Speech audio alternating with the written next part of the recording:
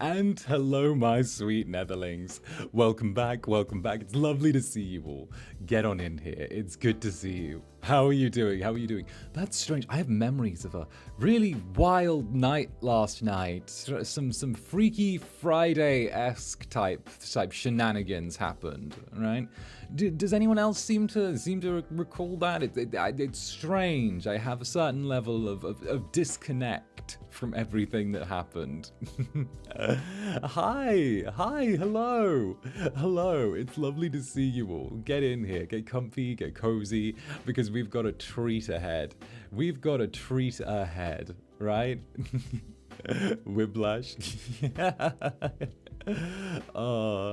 I know. Something must have happened. Something must have happened. We don't talk about that.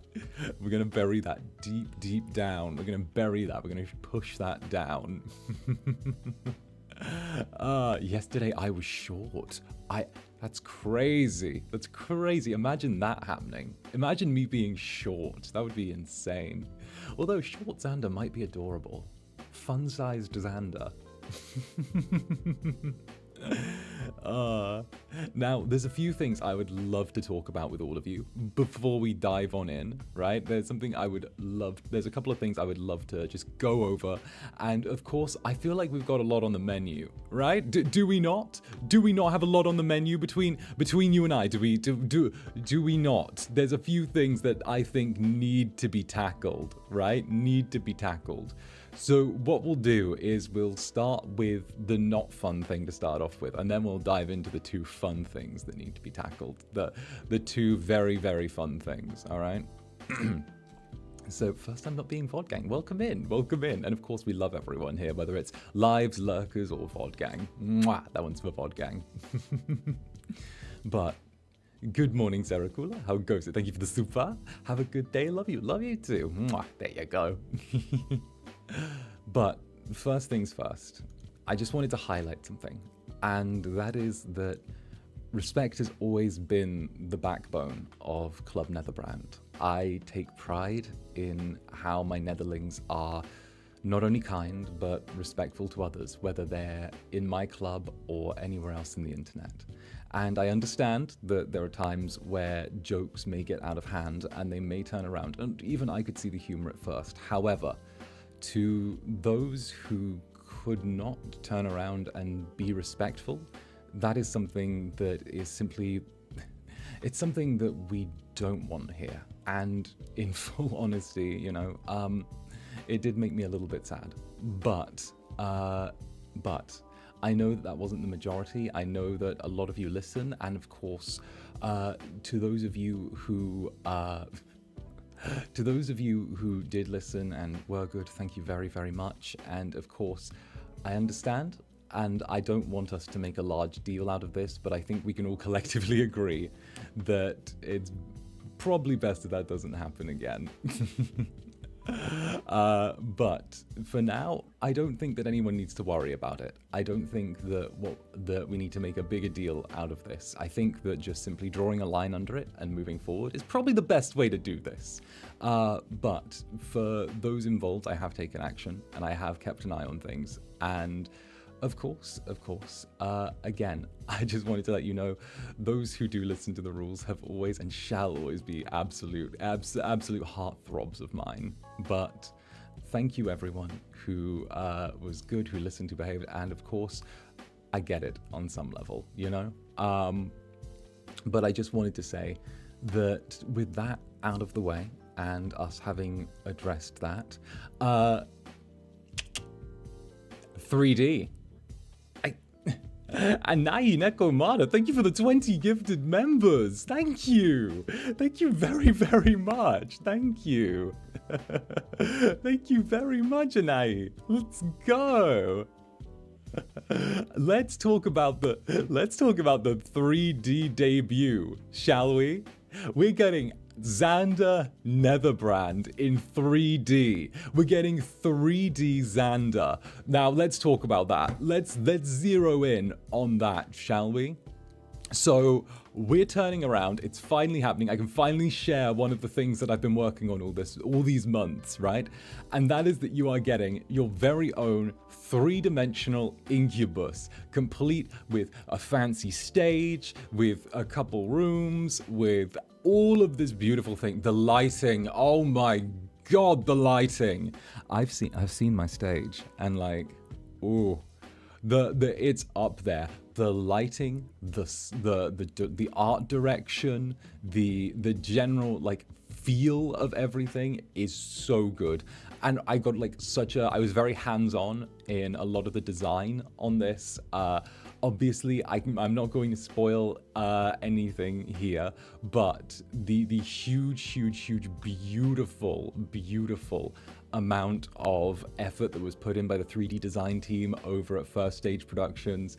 The design for Zander is crazy. That is mad. I can't believe that people have put in as much work as they have. It's a crazy thing. And the Wild Monarch, thank you for 4 months. 4 months Netherbranded and 6 months of Avalon. Thank you for playing another classic fave and for just being here. Here's to more memories to come. Hey, I get it. And thank you for being here, all of you. You know, did you at least get the wing you wanted? Damn straight they're doing my wing. My wing's there the whole time. I'm getting the wing. Like, of course, the wing, you're getting my wing and my tail in 3D. My wing and my tail, which is going to be great, okay? I have a feeling you'll really come to life in 3D. That's just because I move around a lot. I gesture, I move. It's kind of crazy. People were saying, I think, that when in the Freaky Friday as Roscoe, they turned around and they were like, Zanny moves a lot. You don't see that. And I'm like, yeah, I move a lot. I have a lot of energy. I do a lot. Hey, Nana Spectrum, I can't believe the 3D debut is going to happen so soon. I'm excited to be there and witness your full glory. Happy 4 months, Zanny. Why, thank you, Nana Spectrum. Why, thank you. And of course, Anti-Elmir. Can't wait for the 3D. And also 4 months. Love you, Nat. Zanny, you're amazing. Why, thank you. Love y'all too. Okay? Can I lift a member in 3D? I have asked to do that. And I Nekomata Akachaka and I and Aneakamata Akachaka Wait, thank you very much. Thank you very much.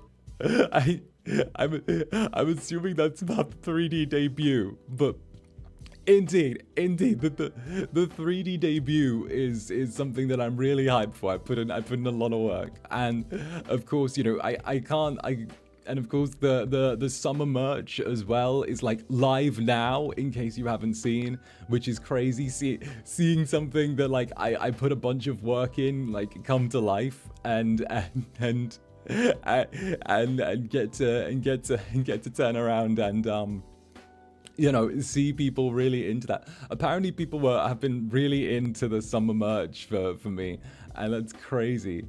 Hanini, my panini, what's up? 4 months, yippee. I love American Zuma Zanny, even if it was cursed, LMAO. Looking forward to the 3D debut. Me too.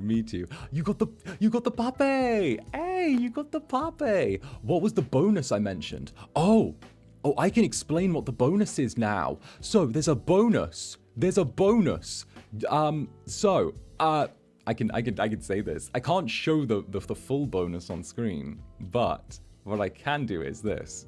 Also, Party Princess Simone, happy 4 months and 6 months. Congratulations on the beautiful months of fun, you in the Netherlands. Have a virtual tiramisu and cookie too. Damn straight, I've earned a tiramisu. I have earned a tiramisu. Thank you very much. And JJ, what's up, JJ? Happy 3 months. I can't wait to see all the clumsy Incubus hand gestures in 3D. Happy 6 months of that. Clumsy? I'll have you know that my hand gestures are exceedingly eloquent. It just so happens that I'm too big for the space. But there is a bonus. It was touched on last night, but I can actually be like, okay, here we go. Hey, Lily, happy 6-month anniversary. Why, thank you. So with your little purchase of, I believe, let me check my exact breakdown, because I have a breakdown of everything here, which is great. I love having a good old breakdown. I love having a good old breakdown. With your purchase of the voice packs, which by the way, I fucking slayed. I also helped co-write some of them, which is very, very Gucci.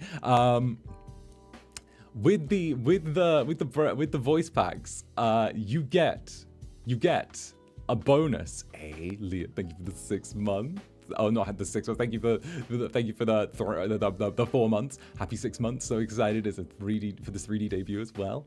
So with all of that, if you get the voice packs, which is really awesome, because you guys know I'm a voice actor first. I've always said that. You get a little bonus, and it's that you get the full shot of Zander like that, right?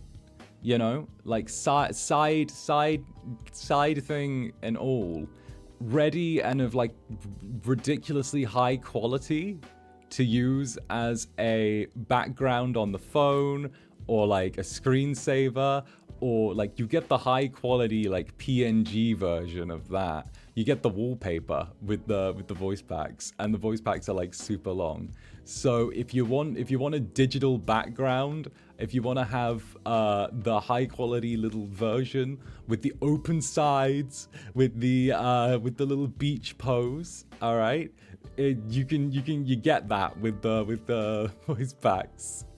Oh, Fern, happy 6 months. Yay. Also, speaking of voice packs, you did so well with these ones. I'm in awe. Got to be my favorite so far. Hey, thank you, Fern. Thank you. Yeah, I'm really glad getting to sit with the writing team and like co-write stuff, and also just getting to voice it is so good as well. I'm good. Where can I get the merch? Oh, I don't have the link. Oh my goodness, I'm so unprofessional. I'm so unprofessional. Let me fix that. Oh my goodness. Thank you for the reminder. Let's go. Also, Elderling Wes, happy 4 months with the 3D. Are you going to put one of the boys through a table? Only Roscoe. Only Roscoe. Here we go.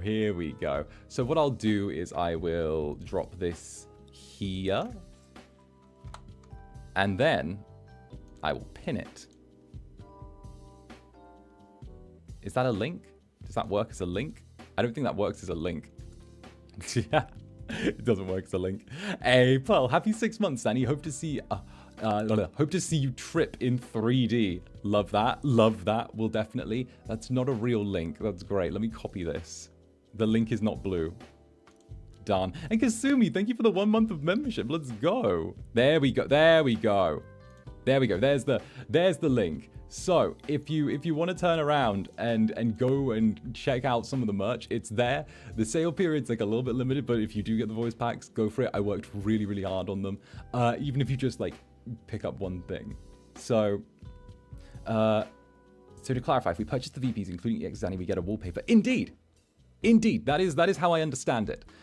You will get a nice little wallpaper of me with the. Let me bring it back up. You get a wallpaper of this, and you also get it with, and that includes this. So yeah, and of course, I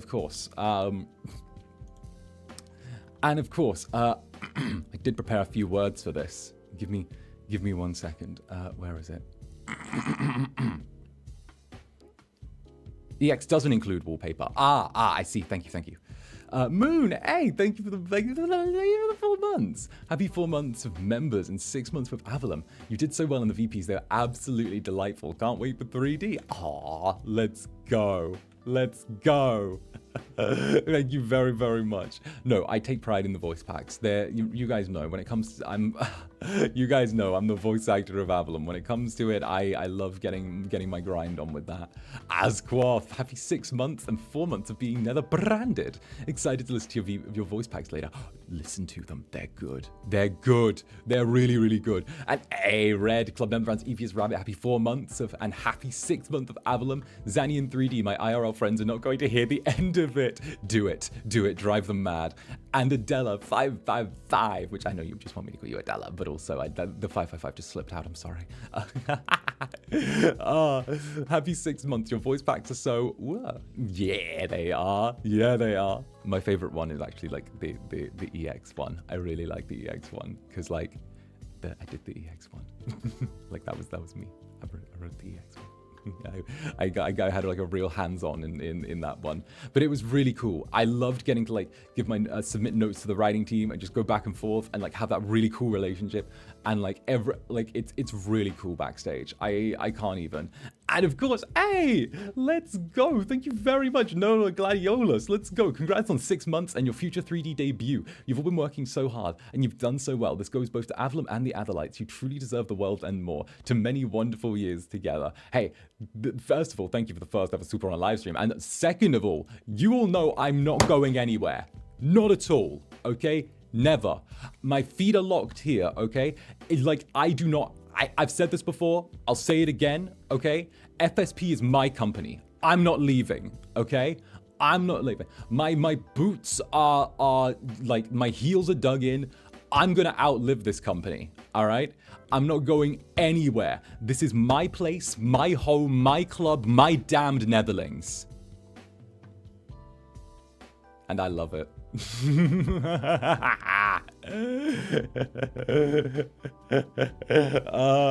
Let's go. And Feline Fortuna, thank you for the gifted member. Thank you very, very much. Meowdy there, friend.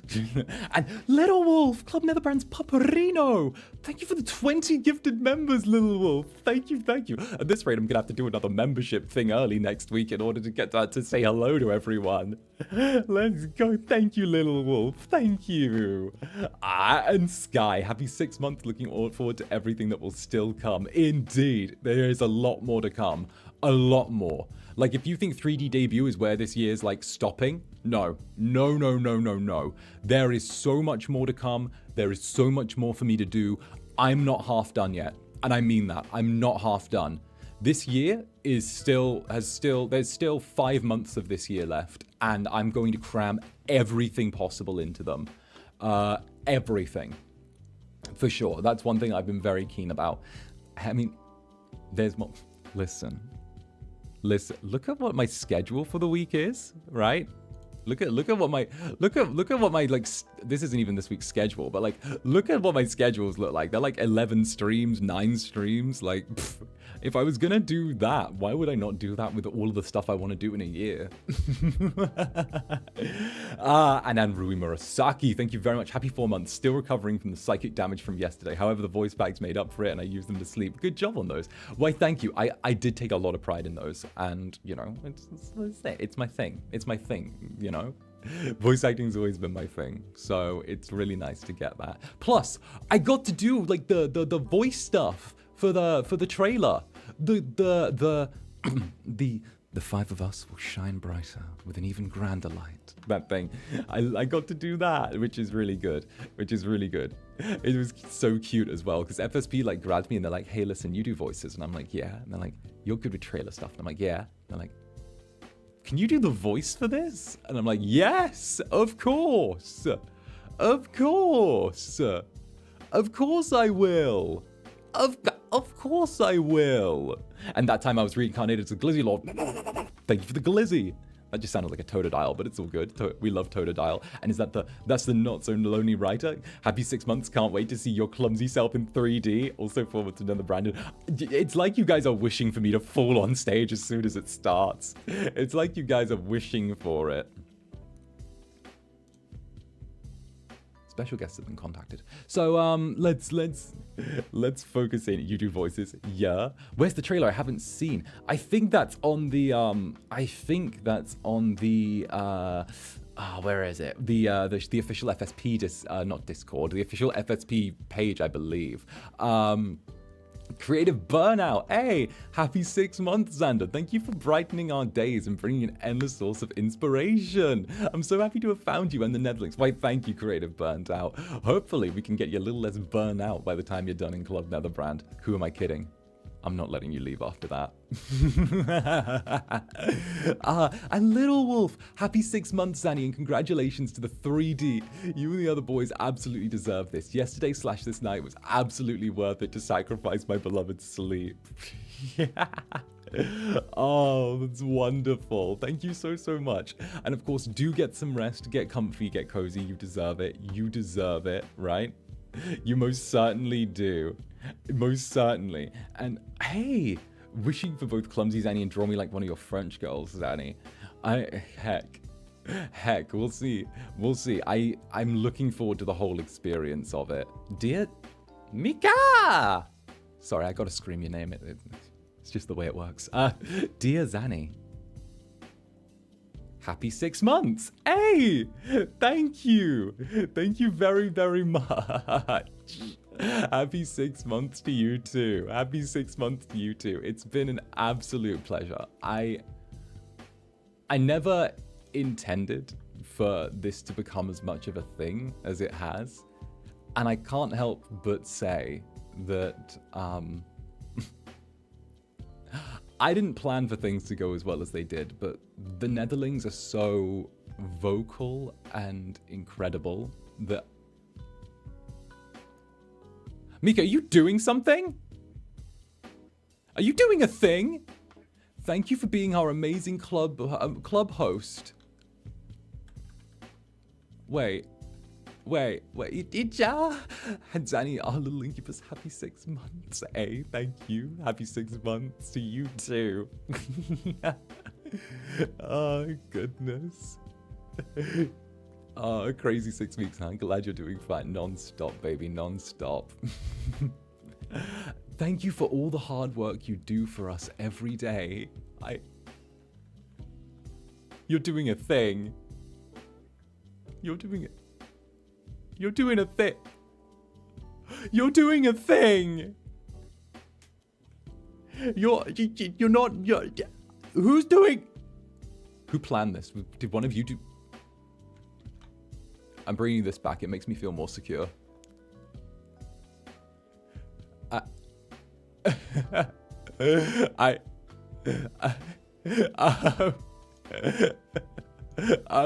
Oh my goodness! You deserve all the love and all the support and admiration and appreciation of the Netherlings.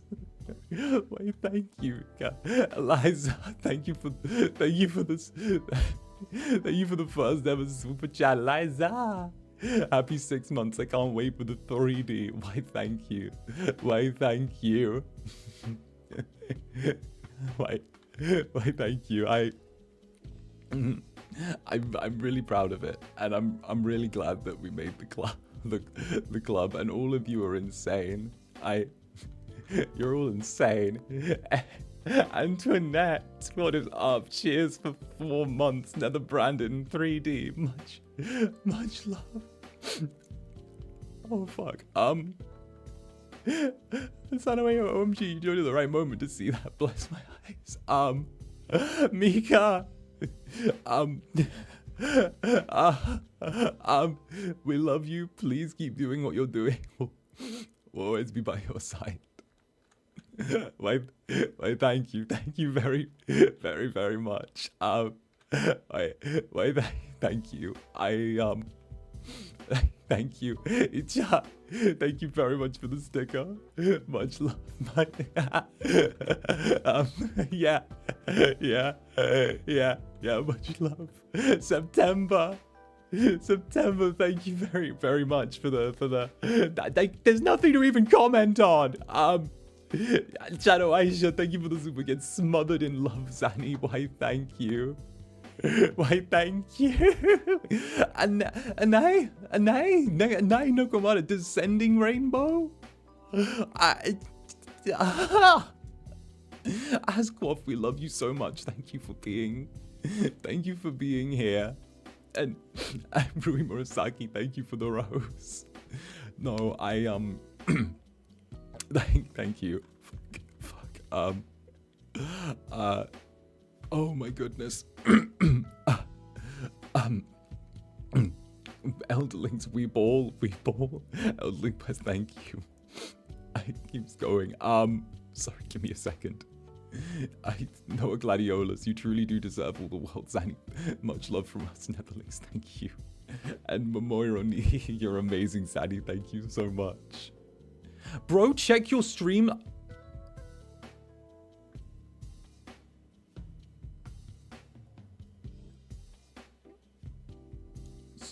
Wait, what?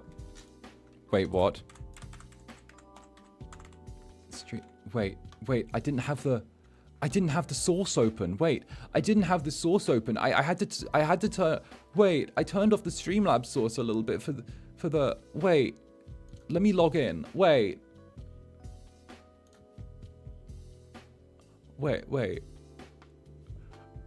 I feel like I'm in one of those seconds before disaster videos. I feel like I'm a drunk guy that says, "Hey, check this out." Random fat hag witch. Thank you very much for the sheep. Much love. And you and me, 4 months. Happy to be here. We love you so much, and happy 6 months to you and the boys. Also, there. This is an attack. This is an attack. All right. All right. It's just loading now.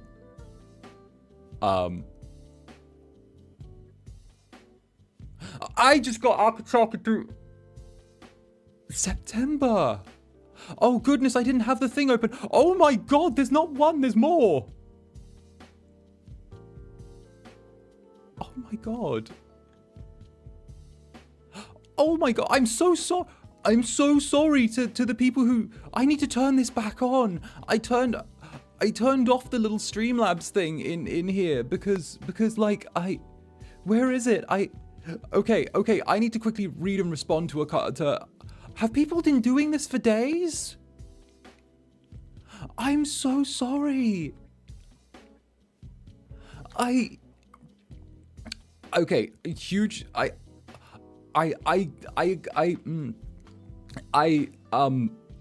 turned off okay, so like I'm so sorry. I turned off the Streamlabs thing like a few weeks ago because of the little notifications, because a couple people started sending me like long messages through it telling me how I should be VTubing, and like I didn't glance at it since, and oh my fuck.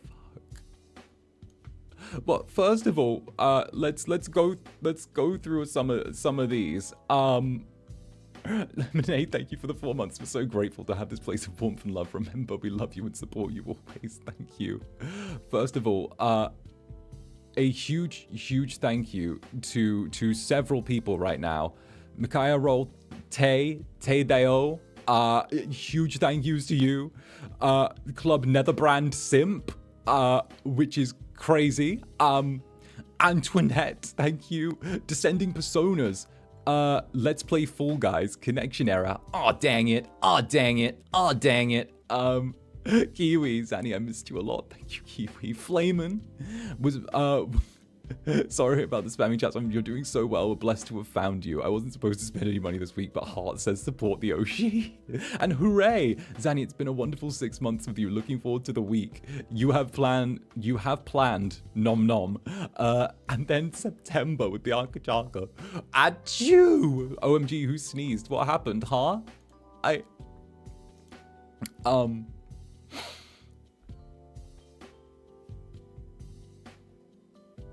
Thank you.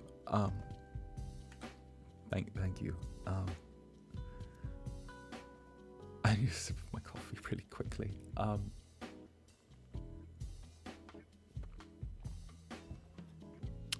Thank you.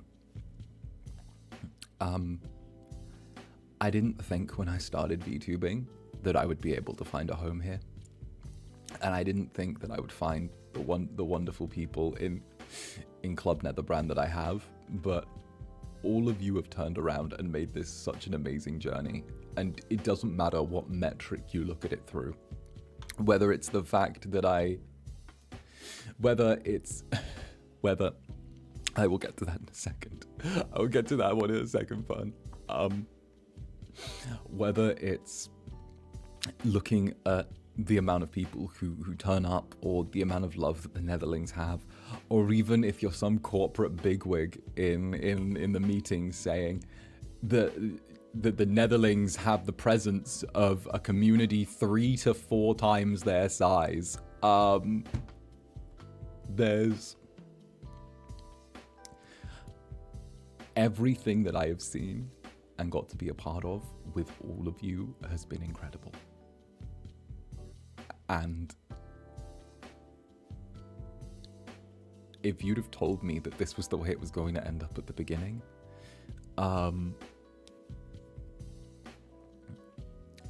I wouldn't have believed you. I'd have called you a liar. But thank you. And genuinely, that huge love to all of you. Huge love to all of you. I'm not going anywhere. Never. And it doesn't matter whether it's that you gift and stream, or you do cool artwork, or you just chat about me online, or you just, you know, you like to introduce your friends to me, or you turn up at the member streams, or you just like videos occasionally, or all of that.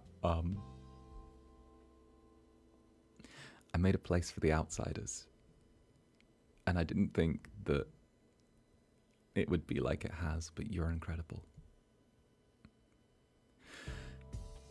I'm not gonna fucking cry. I'm not gonna fucking cry. Thank you.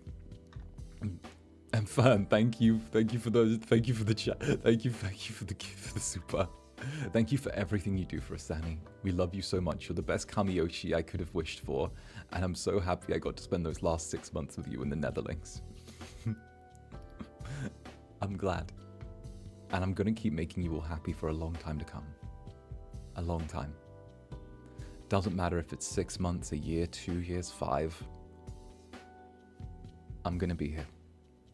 And I promise you that. And I don't break my promises.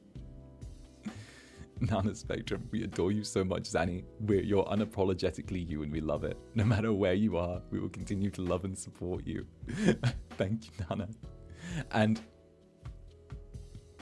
is that Polish?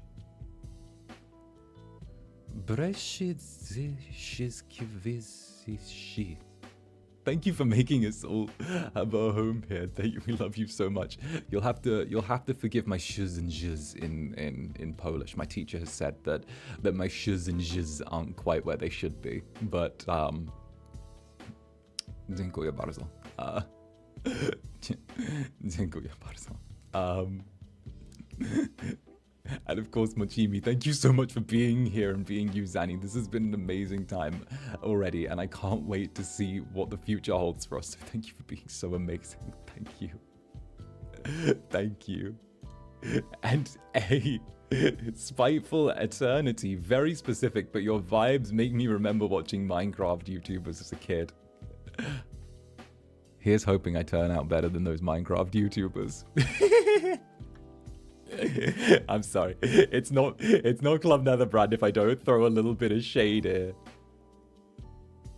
The hearing there was a little bit of shade.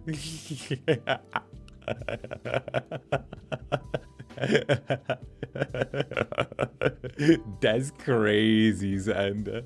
Bit of shit, just a little bit, but thank you, Spiteful Eternity. And Rui Murasaki, we love you so much, and you deserve the whole world. You are hardworking, we all see that. You're the absolute best, and we're so happy that you're here with us. Thank you, Rui. Thank you so much. And Red, Uno Reverse, no, thank you for being our silly Incubus and all the hard work you've done. Well, I'm not going to stop anytime soon. Not at all. I'm not going to stop anytime soon. I'm going to keep going. I'm going to keep doing stuff. I'm going to keep releasing wild merch. I'm going to keep doing crazy stuff. I'm going to keep turning around and putting what you guys deserve and want over what's best for whether it's the company, whether it's like whatever, okay? Because you come first with me. Always. Always. And Mialin, thank you for being here. I know I've said it many times, but I'm still grateful for you being my Kamiyoshi. We love you, and I'm grateful for all of you being here. Without you, it would just be me screaming into the void, and that's yeah. I didn't. Yeah, let's.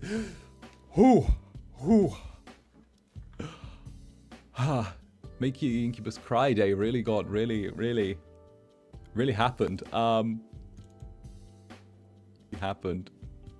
That really happened. That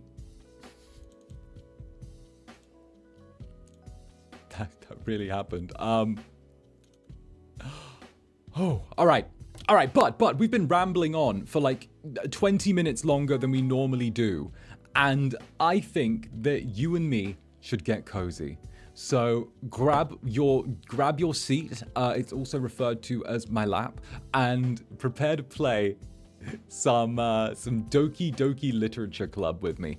I've never played Doki Literature Club before. I know everyone always is like, oh, that must be a thing, but no, it's not a bit. I've genuinely never played Doki Literature Club before. I didn't own a computer when it was like a big thing, and then I was just doing my thing. So for sure, if you enjoy, go do your thing. And of course, I know that management would bonk me if I didn't do this. So yes, remember everyone, Anniversary Avalum goods out now, available in the link at the top of the chat. And look at that. I have a bulge. I'm the only one with a bulge because I demanded it. And I'm making a short. I'm making a funny short. Okay, so I'm making like a funny short to like promote it, right? But like the funny short is literally going to be those ads that are like the political ones where it's like a candidate, like one of the candidates for something speaking to you. I'm making that, but I'm going, hi, I'm Zander Netherbrand.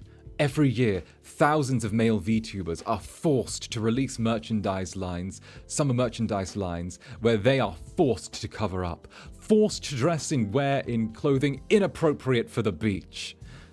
I plan to take a stand against that. So join me as we send a message to etc, etc, etc. Being like, that is gonna be like, stand with So join me and send a message to the entirety of the VTubing community. Stand with Netherbrand for a bulger tomorrow. Like that's come on, get over here. Go. Before I get turned in. It's fight the oppression style. All right. Welcome to Doki Literature Club. This game is not suitable for children or those who are easily disturbed, right? Right. This is not the game for those who are easily disturbed, nor for children. Which I don't understand why. These four lovely individuals seem perfectly pleasant. Individuals suffering from anxiety or depression may not have a positive experience playing this game. Would you like to review detailed content warnings which contain spoilers? Alternatively, in-game content warnings can be enabled in the settings menu at any time. I'm going to skip over the spoilers, but this game has been out for quite some time, if I know correct. From the date, it's been out for quite a few years. So I'm not going to spoil myself. However, if you are of a sensitive disposition or you feel that the content of this game may not be for you, feel free to either just, I don't know, do your thing. Feel free to either skip over or I'm not going to hold you hostage here. Yumi, gamba, Yumi.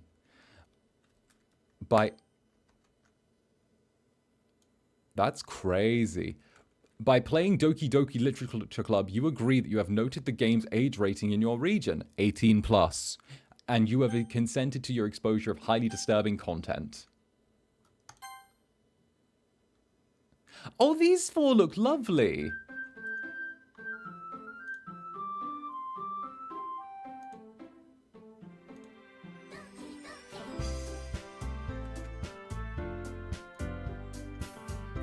Hey. Oh, this seems lovely. Okay, new game. Zander.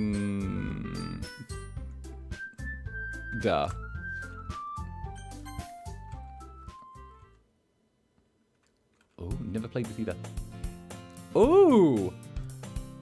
Immediately, it reminds me of Hatoful Boyfriend. Hey! I see an annoying girl running towards me from the distance, waving her arms in the air like she's totally oblivious to any attention she might draw to herself. Also, Psycho. Hey, happy 4 months. Excited to play this game, and happy 6 months. Doki Doki. Doki Doki. That girl is Sayori, my neighbor and good friend since we were children.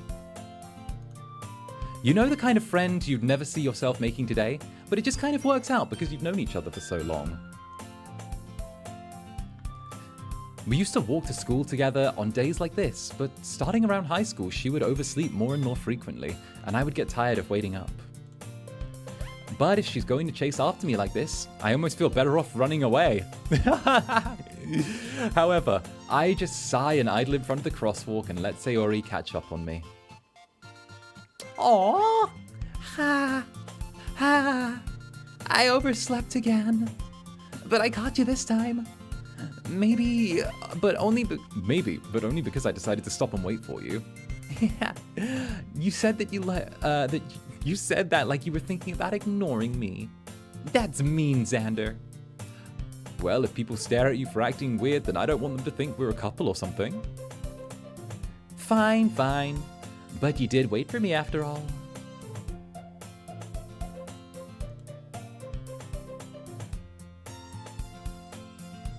I guess you don't have to be mean to everyone if you want to. Whatever you say, Sayori. We cross the street together and make our way to school. As we draw near, the streets become increasingly speckled with other students making their daily commute. By the way, Zander, have you decided on a club to join yet? A club? I already told you I'm not really interested in joining any club. I haven't been looking either.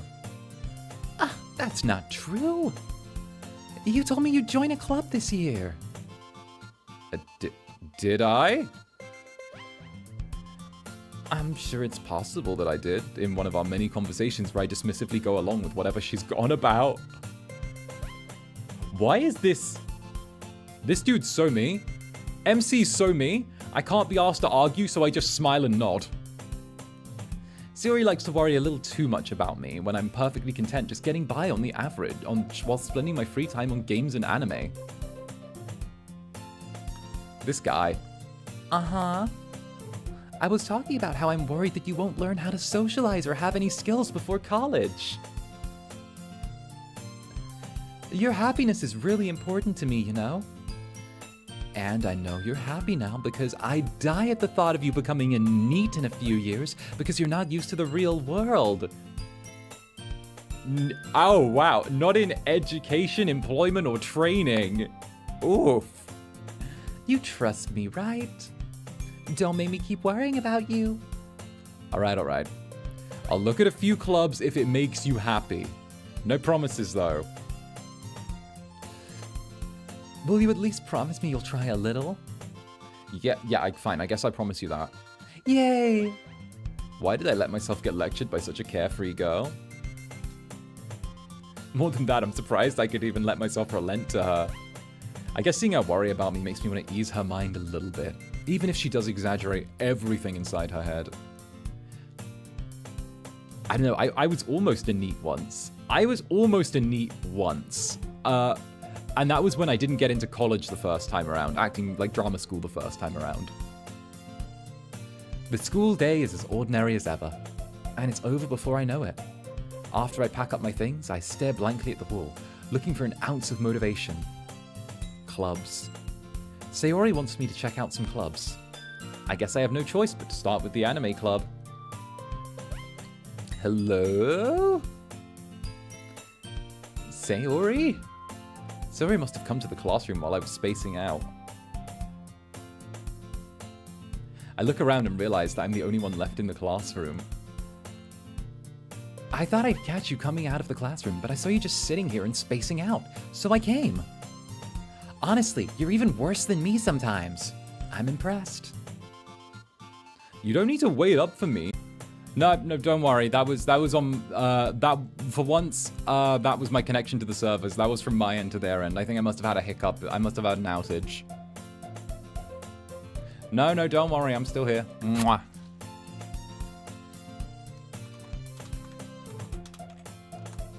I'm back, baby. I'm back. Don't you worry.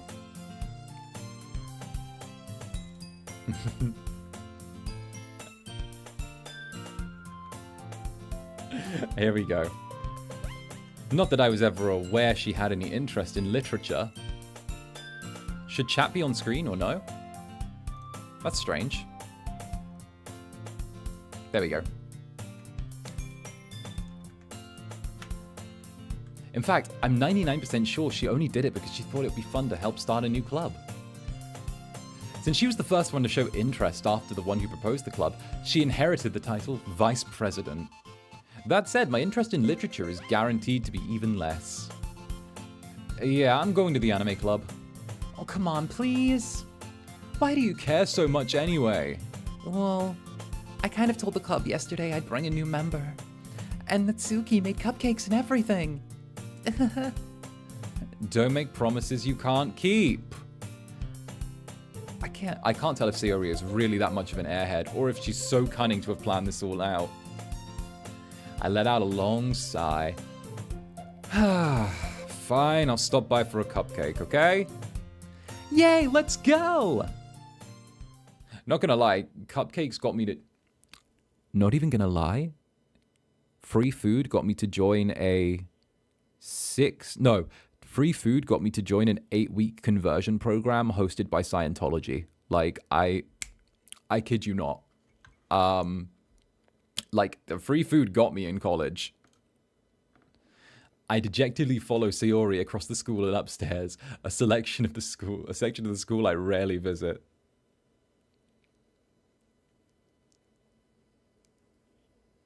Yeah, no, don't worry, I'm good. They had like a free meal every evening that you turned up, and it was like a once a week thing. It was banging. They didn't win me over, but the free food was nice. I was a college kid. I was broke. You know how it goes. Sayori, full of energy, swings open the classroom door.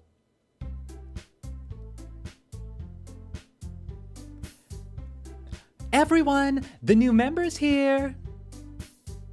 I told you, don't call me a new member. Eh? I glance around the room. Welcome to the literature club. It's a pleasure to meet you. Sayori always says nice things about you. Seriously, you brought a boy? Way to kill the atmosphere. Ah, Zander, what a nice surprise. Who the hell are you? Welcome to the club. How do you know my name? All words escape me in this situation.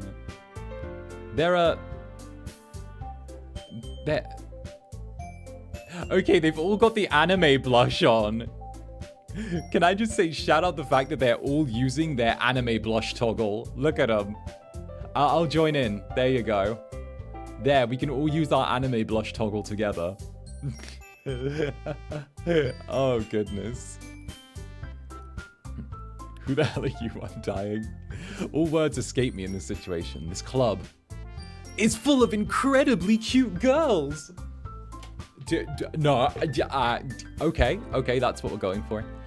What are you looking at? If you want to say something, say it. Sorry. Natsuki.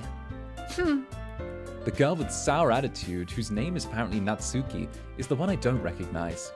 Her small figure makes her look like a first-year student. She's also the one who made cupcakes, according to Sayori. Okay, tsundere, good to know. You can just ignore her when she gets moody. Sayori says that quietly into my ear and then turns back towards the other girls. Incredibly cute girls is not the thing you should be thinking about when you join a club. Right! Anyway, this is Natsuki. She's always full of energy. Wait, is that a cousin? Is that a Roscoe cousin? That's a Roscoe cousin right there. And this is Yuri. She's the smartest in the club. Don't say things like that. Yuri, who appears to be comparably more mature and timid, seems to have a hard time keeping up with people like Sayori and Natsuki. Well, it's nice to meet both of you. And it sounds like you already know Monica. Is that right? That's right. It's great to see you again, Zander. Monica smiles sweetly. She seems nice.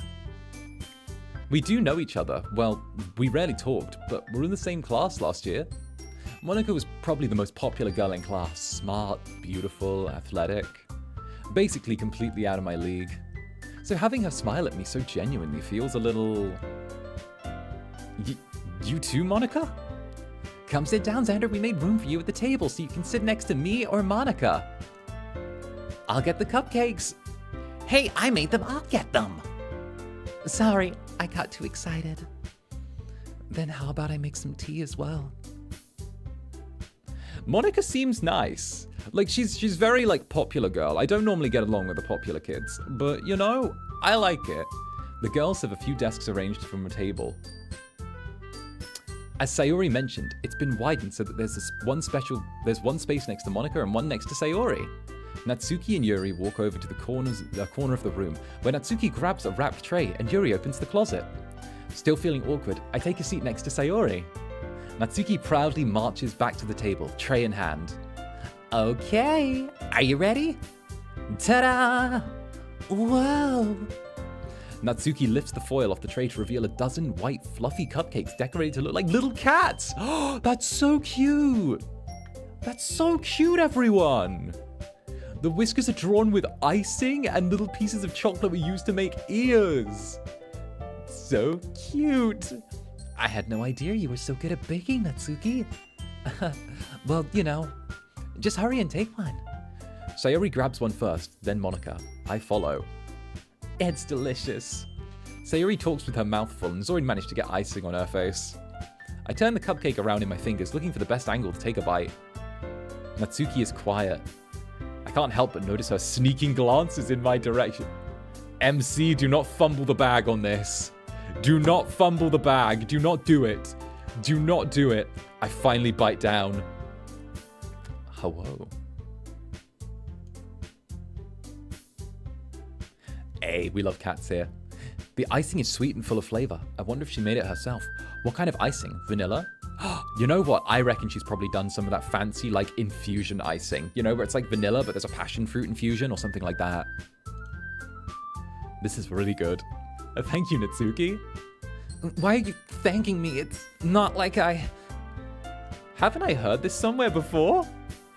Made them for you or anything? I thought you technically did. Sayori said... Well, maybe. But not for, you know, you, dummy. I have heard this somewhere before. Bruh, is this just Zanny dating Femme Roscoe? What the fuck? Alright. I give up on Natsuki's weird logic and dismiss the conversation. Yuri returns to the table carrying a tea set. Holy crap, we found Rosita. Guys, we found Rosita. We finally found her. She's in the literature club. She carefully places a teacup in front of each of us before setting down the teapot next to the cupcake tray. You keep a whole set in this classroom? Don't worry, the teachers gave us permission. After all, doesn't a hot cup of tea help you enjoy a good book? I guess. Don't let yourself get intimidated. Yuri's just trying to impress you. That's not... Insulted, Yuri looks away. Yuri, get her! I mean, I meant that, you know... I believe you. Okay, don't put Yuri on the spot like that. She's nice. Well, the tea and the reading might not be my pastime for me, but at least I enjoy tea. I'm glad. Yuri faintly smiles to herself in relief.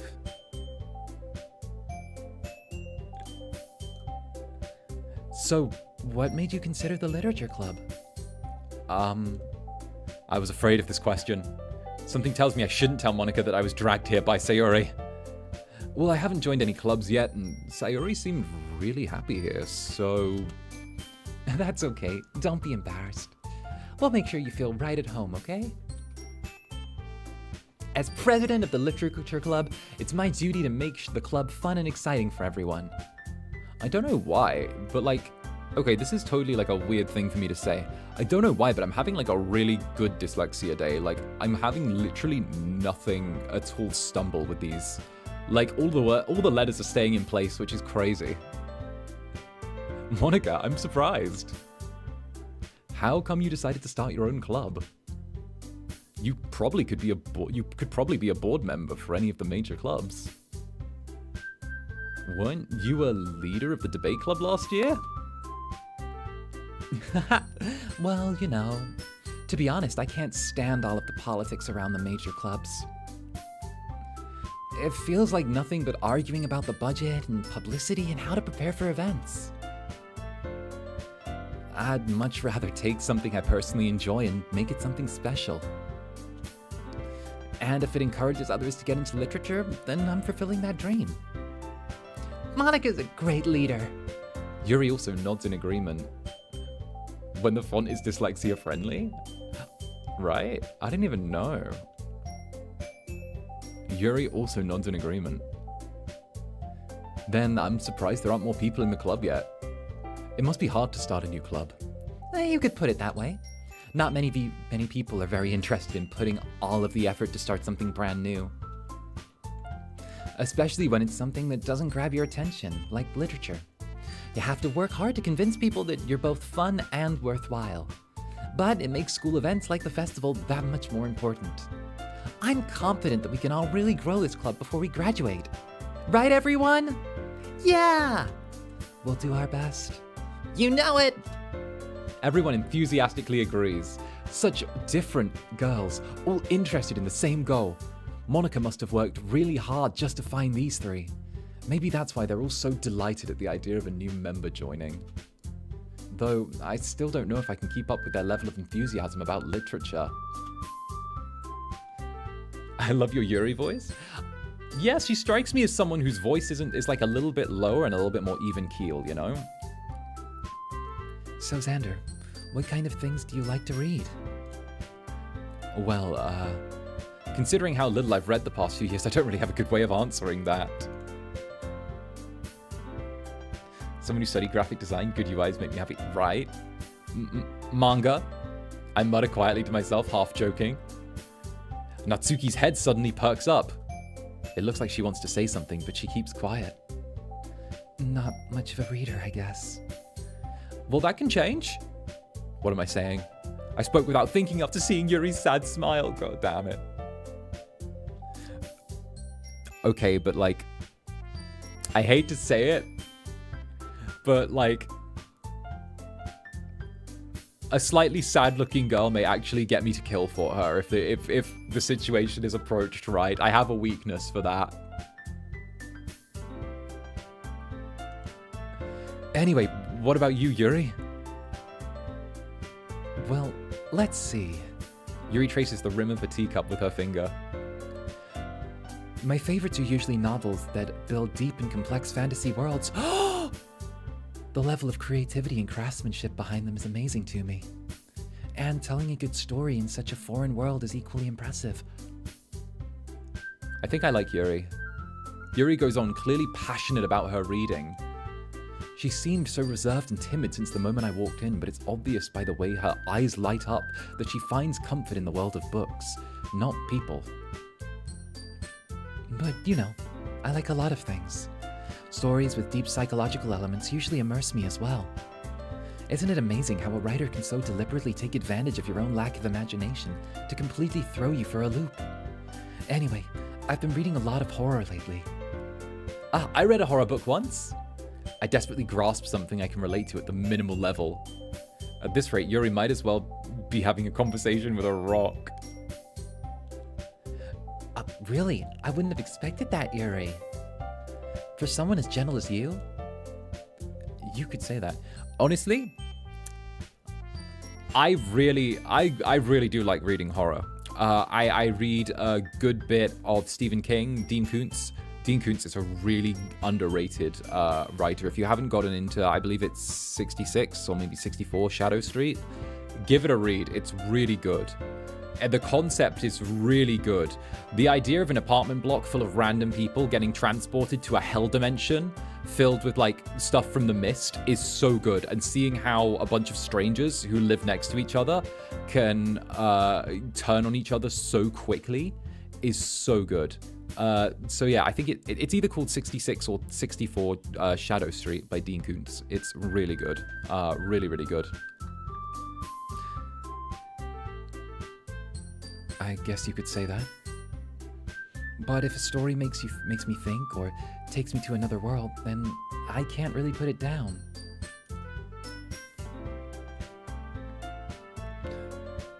Surreal horror is very often successful at changing the way you look at the world, if only for a brief moment. Base taste, Zanny? Why, thank you. Ugh, I hate horror. Oh, why is that? Well, I just... Natsuki's eyes dart over me for a split second. Never mind. Oh, that's right. You usually like to write about cute things, don't you, Natsuki? What? What gives you that idea? You left a piece of scrap paper behind last club meeting. It looked like you were working on a poem called... Don't say it out loud! And give me that back! Fine, fine. Your cupcakes, your poems, everything you do is just as cute as you are. Sayori slides up behind Natsuki and puts her hands on her shoulders. Oh no! I'm not cute! Natsuki, you write your own poems? Well, I guess sometimes. She's adorable. Why do you care? I think it's impressive. Why don't you share them sometime? No. Natsuki averts her eyes. You wouldn't like them. Not a very confident writer yet? I understand how Natsuki feels. Sharing that level of writing takes more than just confidence. The truest form of writing is writing to oneself. You must be willing to open up to your readers, exposing your vulnerabilities and showing even the deepest reaches of your heart. Do you have writing experience too, Yuri? Maybe if you share some of your work, you can set an example and help Natsuki feel more comfortable enough to share hers. I guess it's the same for Yuri. I wanted to read everyone's poems. We all sit in silence for a moment. Okay, I have an idea, everyone. Natsuki and Yuri look quizzically at Monika. Yeah, what are you up to, Monika? Let's all go home and write a poem of our own. And then next time we meet, we can all share them with each other. That way, everyone is even. Yeah, let's do it. Plus, now that we have a new member, I think it will help us get a little more comfortable with each other and strengthen our bond in the club. Bro, Monika needs to stop putting Yuri on the spot, right? Like, Yuri just feels a little awkward. I feel like Yuri gives me the vibe that she could be a very good fantasy writer. Or at the very least, better than Peter V. Brett. Very least. Monika smiles warmly at me once again. Hold on, there's still one problem. What's that? Seriously, how can you write the Reclamation Saga and then throw away all of the plot building that you did in Book 3 and Book 4 for absolutely nothing? He built up literally a civil war for 3 books and then went, changed my mind. And had everyone be friends. How do you do that? How do you do that? The last book was fucking trash. The core was fucking trash. It was hot garbage. I literally, I had to DNF it. I literally like got a quarter through and I'm like, none of these characters are acting like they should do. Something's wrong here. And I just literally was just like, I'm done. I'm done. It was like I was reading fan fiction. Now that we're back to the original topic of me joining the club, I love how I just blatantly slagged off a writer and just went, I bluntly come forth with what's been on my mind the entire time. I never said I'd join this club. Sayori might have convinced me to stop by, but I never made any decision.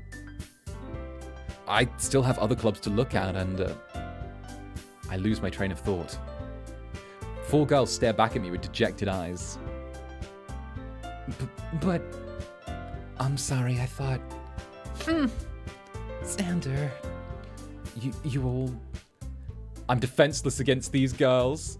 I'm defenseless. Oh no. How am I supposed to make a clear-headed decision like this?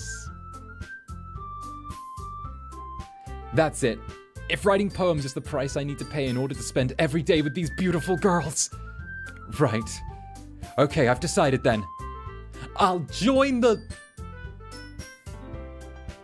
literature club. One by one, the girls' eyes light up. Yes, that makes me so happy. Sayori wraps her arms around me, jumping up and down. Hey! You really did scare me for a moment. If you really just came for the cupcakes, I would be super pissed. Then that makes it official. Welcome to the literature club. Thanks, I guess. Okay, everyone. I think that we can officially end today's meeting on a good note. Everyone remember tonight's assignment. Write a poem to bring to the next meeting so we can all share. Does it let you write your own poem? I hope it does. Zander, I look forward to seeing how you express yourself. Yeah. Can I really impress the class star Monica with my mediocre writing skills? I already feel anxiety welling up within me. Meanwhile, the girls continue to chit-chat as Yuki and Natsuki clean up their food. Hey Zander, since we're already here, do you want to walk home together? I feel like I'm in a harem anime, you know? I never normally watch those, but heck, I guess I'm in one now. That's right, Sayori and I never walk home together anymore because she always stays after school for clubs. And sure, might as well. Yay! With that, the two of us depart the club room and make our way home. The whole way, my mind wanders back and forth between the four girls. Sayori, Natsuki, Yuri, and of course, Monica. Will I really be happy spending every day after school in a literature club? My dude, you were literally just... This dude was like 2 steps high, 2 steps short of barking. Like, man, you're gonna be fine, trust. Perhaps I'll have the chance to grow closer to one of these girls. Alright. I just needed to make the most of my circumstances, and I'm sure good fortune will find me. And I guess that starts with writing a poem tonight.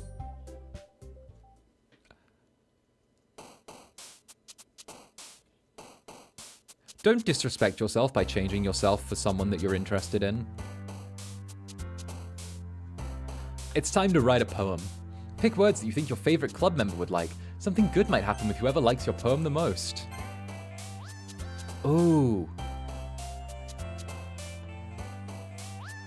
Oh, so we've got vertigo, unstable, massacre, heaven sent, suicide, sunny, dazzle, joy, insight, and feather. Hey, Barry, what's up, the sweetest berry of the bunch? Thank you for the 10 gifted members. Thank you.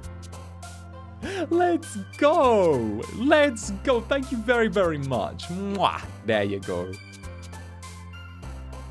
Let's go with...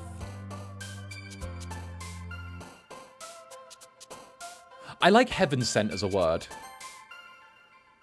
Heaven sent... Death, anxiety, pleasure, extreme, playground, color, hope, rose, mouse, disaster. Heaven sent disaster sounds really nice together. Those 2 words play really nice together. Analysis, uncanny, skipping, whistle. I'm not going to read through all of these. I'm just going to choose the one that I feel like. Hey, Buruj, thank you very much for the 4 months. Let's go. Thank you for the love. Mwah. There you go.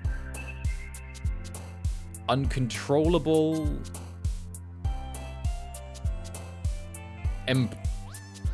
Uncontrollable. Embrace. Unrequited. I like unrequited. Unrequited entropy. Oh, tell me that does not sound amazing. Unrequited entropy? I love that Zanny's being serious about the poem. Oh, hell yeah. I'm serious.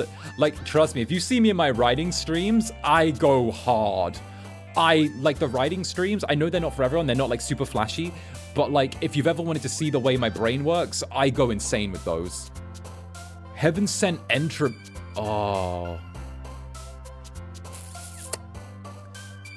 Unrequited entropy scars. Unrequited entropy scars determination.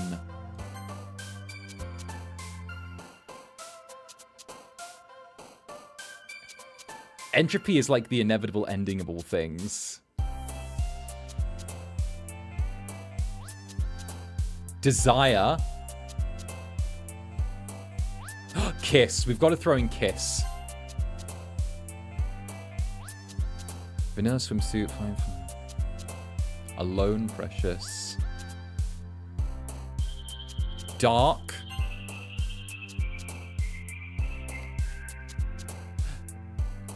I want to say whirlwind doesn't fit with our choice of words so far. It doesn't fit the literary structure. My eyes are lingering, but it doesn't fit the literary structure we've assembled so far. If I'm ever writing a song, I'm putting unrequited entropy, scars, determination in the lyrics, right? I'm thinking sunset.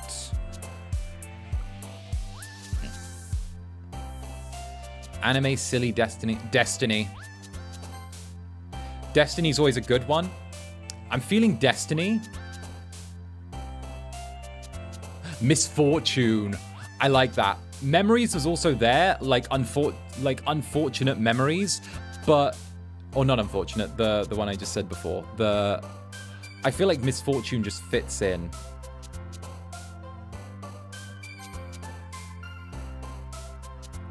Grief. Agonizing also fits the overall structure that we've made. Disarray. Grief disarray. Ooh. Hey, Froyo! Hi, Zanny. Hope you have fun streaming. I always do. Thank you very much for the 2 months, Froyo. Misfortune. Indeed, Yumi. Misfortune indeed. Judgment. Sorry. I saw judgment and I'm like, oh, let's go. Judgment. Infallible.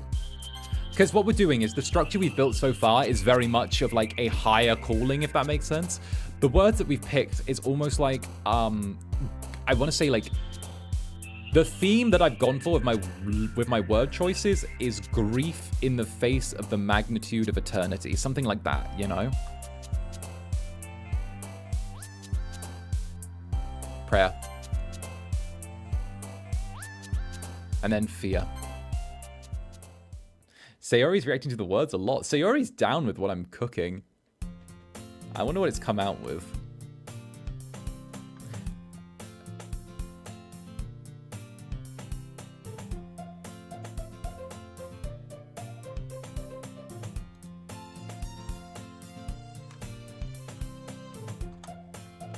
What's my PC name?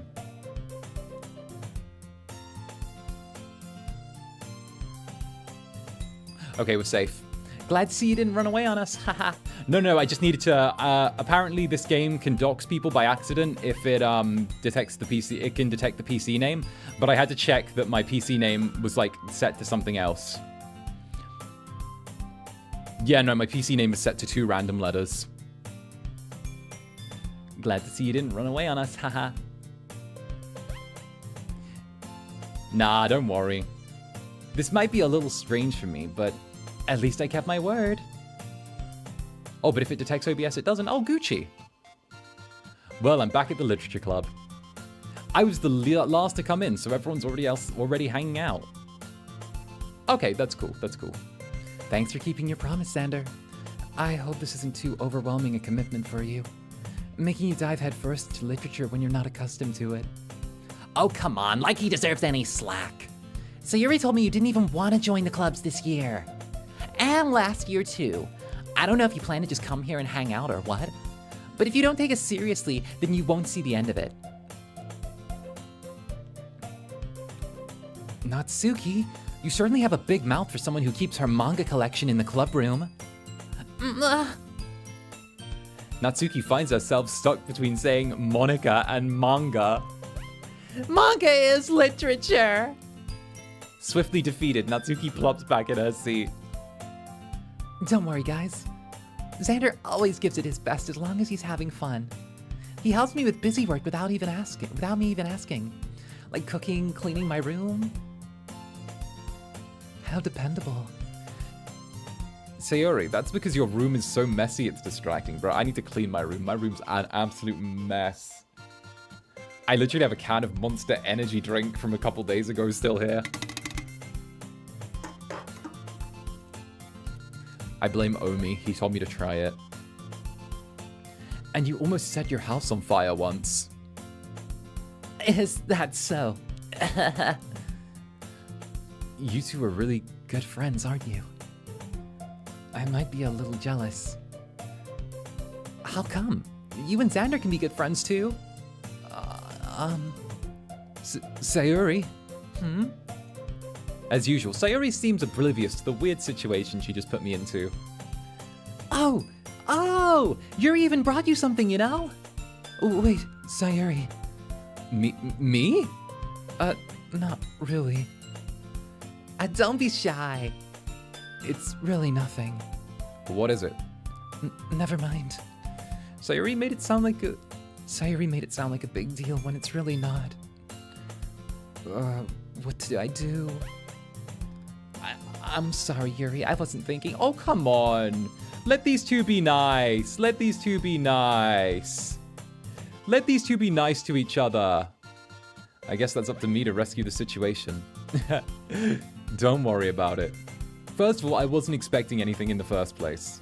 So any nice gesture from you is a pleasant surprise. It'll make me happy no matter what.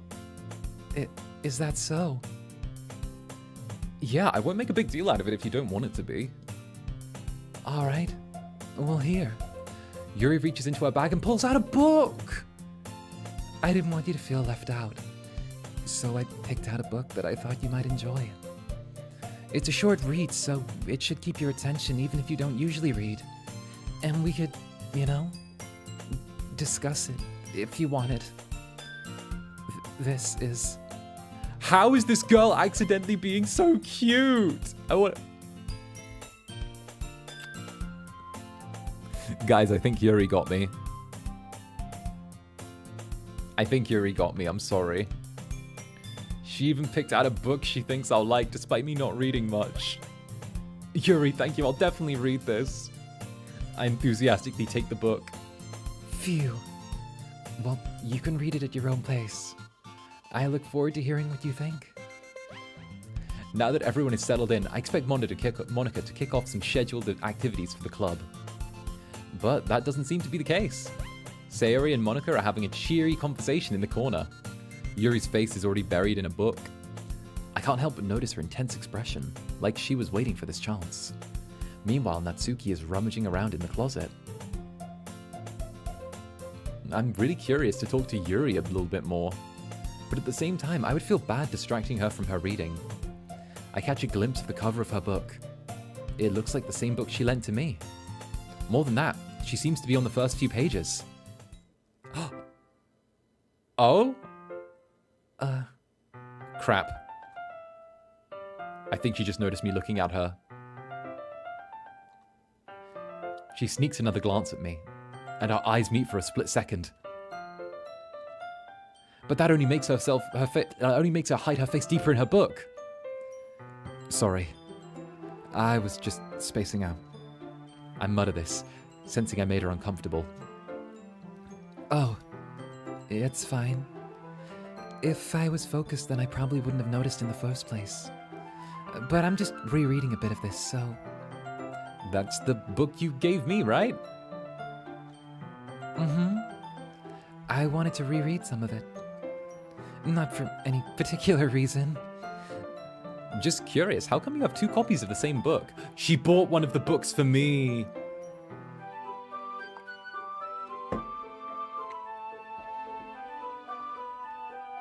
She so did.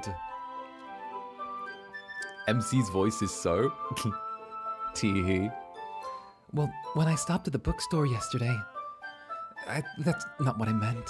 I mean, I just happened to buy two of them. Ah, I see.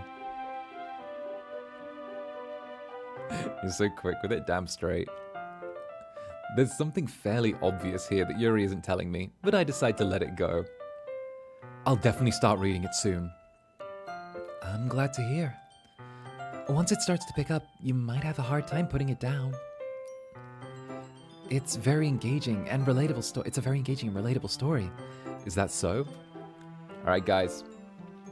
Welcome to Zander's book club. Our first book on the agenda today is going to be, let's see, it's going to be The Captive Prince by C.S. Pascat. I do hope that you all have your copies ready.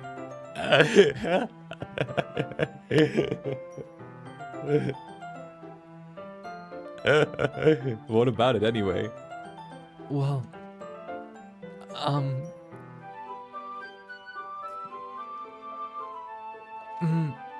Yuri closes the book and scans her eyes over the back. the book is titled Portrait of Markov. There's an ominous-looking eye symbol on the front cover. All right.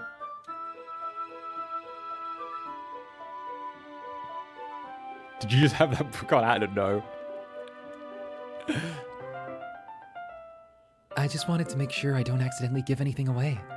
Basically, it's about this girl in high school who moves in with her long-lost younger sister. But as soon as she does so, her life gets really strange. She gets targeted by these people who escaped from a human experiment prison. And while her life is in danger, she needs to desperately choose who to trust. No matter what she does, she ends up destroying most of her relationships, and her life starts to fall apart. That's kind of dark, isn't it? Yuri made it sound like it was going to be a nice story, so that dark turn came from nowhere. Yuri gently giggles all of a sudden. Are you not a fan of that sort of thing, Zander? No, I love psychological horror. No, it's not that. I mean, I can definitely enjoy those kinds of stories, don't worry. I hope so. But Don Quixote, good choice, good choice. Yeah, I totally forgot Yuri was into those things. She's so shy and reclusive on the outside, but her mind seems to be completely different. It's just one of those kinds of stories. They challenge you to look at life from a strange new perspective. When horrible things happen, not just because someone wants to be evil, but because they have their own goals or their own philosophy they believe in. Then suddenly, when you thought you related to the protagonist, they're made out to be the naive one for letting their one-sided morals interfere with the villain's plans. Oh, I'm rambling, aren't I? Not again. I'm sorry. Hey, don't apologize. I haven't lost interest or anything. Well, I guess it's all right then. Wait, don't check out the book, it's smut. Don't check out the book, it's smut. It was a joke. Oh god. Don't check. Wait, wait, no. Hey, Muse Wallace, thank you for the 3 months. Congrats on the big milestones, Annie. I got to the club late, but so happy to be here now. Very important. What's your favorite monster? Ooh. I love dragons. Displacer beasts are really cool from Dungeons and Dragons. Mimic, not like, oh, actually, no, not mimics. I hate mimics. Werewolves are up there as well.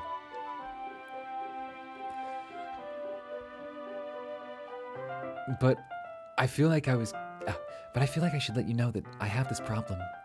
When I let things like books and writing fill my thoughts, I kind of forget to pay attention to other people. They mean Monster Energy drink. Oh, then that would be Juiced, the Aussie lemonade style. I'm so sorry if I ended up saying something strange. And please stop me if I start talking too much. I did both. I gave you both.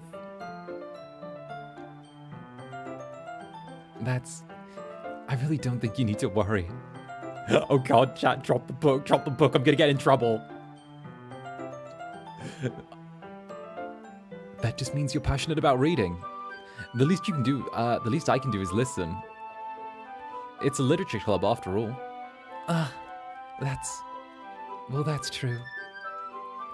In fact, I might as well get started reading it right now, right? You don't have to. What are you saying? Just a moment ago you said you were looking forward to it.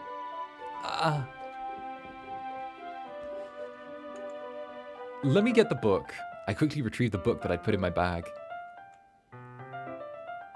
You like psionic rats? Hell yeah.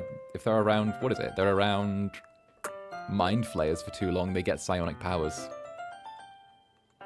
Alright. Is it alright if I sit here? I slip into the seat next to Yuri's. Oh! Oh, you devil! Yeah. Are you sure? You seem a little apprehensive. I'm sorry. It's not that I don't want you to. It's just something I'm not very used to. That is, reading in company with someone. I see. Well, just tell me if I end up distracting you or anything. Alright.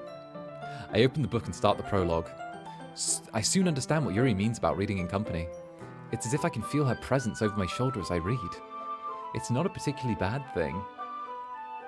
Maybe a little distracting, but the feeling is somewhat comforting.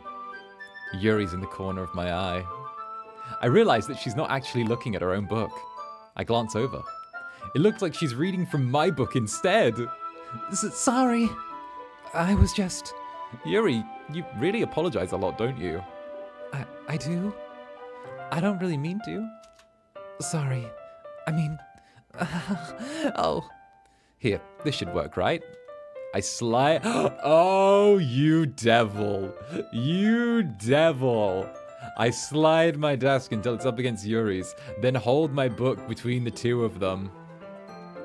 I suppose so. Yuri timidly closes her own copy. Once we each lean in a little bit, our shoulders are almost touching. Man, this guy's the absolute Rizzler. The absolute skibbity-riz of this gentleman. Once we each lean in a little bit, it feels like my left arm is in the way, so I use my right arm to hold the book open. I guess that makes it kind of difficult to turn the page. Here.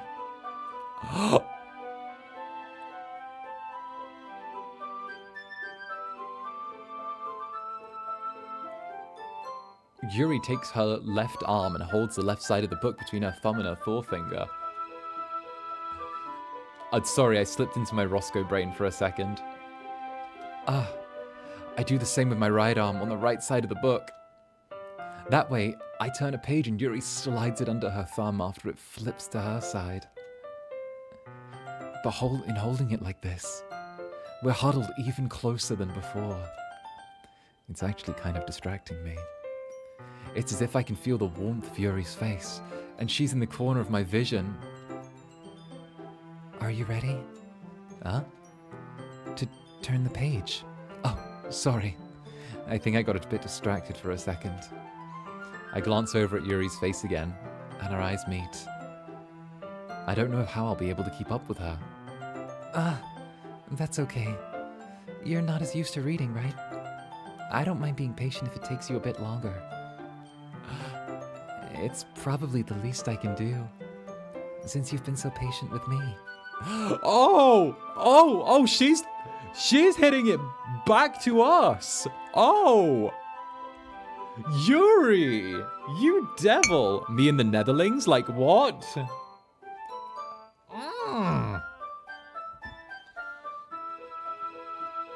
Thanks. We continue reading. Yuri no longer asks me if I'm ready to turn the page. Instead, I just assume she finishes the page before me, so I turn it on my own volition. We continue the first chapter in silence. Even so, turning the page almost feels like an intimate exchange. My thumb gently letting go of the page, letting it flutter over to her side as she catches it under her own thumb. Hey Yuri, this might be a silly thought, but the main character kind of reminds me of you a little bit. You think so? How does she? Well, I guess she's more blunt in a lot of ways. But she also second guesses all of the things she says and does. Like she's afraid she'll do something wrong. It's not like I can see into your head or anything, but they're kind of reminiscent of some of your mannerisms. I see. Yuri remains silent for a moment. But Zander, that's probably a terrible thing to have in common with her. Oh, that's so embarrassing that you think that. Wait, I didn't mean it in a bad way or anything. Sorry, I didn't know you were self-conscious about that sort of thing. I guess I meant more that it's kind of cute. What are you saying all of a sudden? Okay, everyone. I think it's about time we share today's poems with each other. We might not have enough time if we wait too long. Yuri exhales, spared from finishing her thought. Is that all right, Yuri? You look kind of down. I'm sorry if you haven't been looking forward to this. It's not. It's fine. Yuri releases her hand from the book, causing it to close on top of my thumb. Alright, I guess I'll do some more reading tonight. Or would you prefer that I only read it with you? I guess I don't have too much of a preference either way. In that case, I'll read a little more tonight. It'll be fun to read with you after it picks up a bit, you know? That's good reasoning. In that case, feel free to finish the first 2 chapters in your own time. Alright. Oh, bruh. Monica came straight out and was like, I'm not letting you two get too close. This is leave room for Jesus in my literature club. I stand up and make a mental note of where I left off in the book, then slip it back into my bag. By the way, did you remember to write a poem last night? Yeah. My relaxation ends. I can't believe I agreed to do something so embarrassing.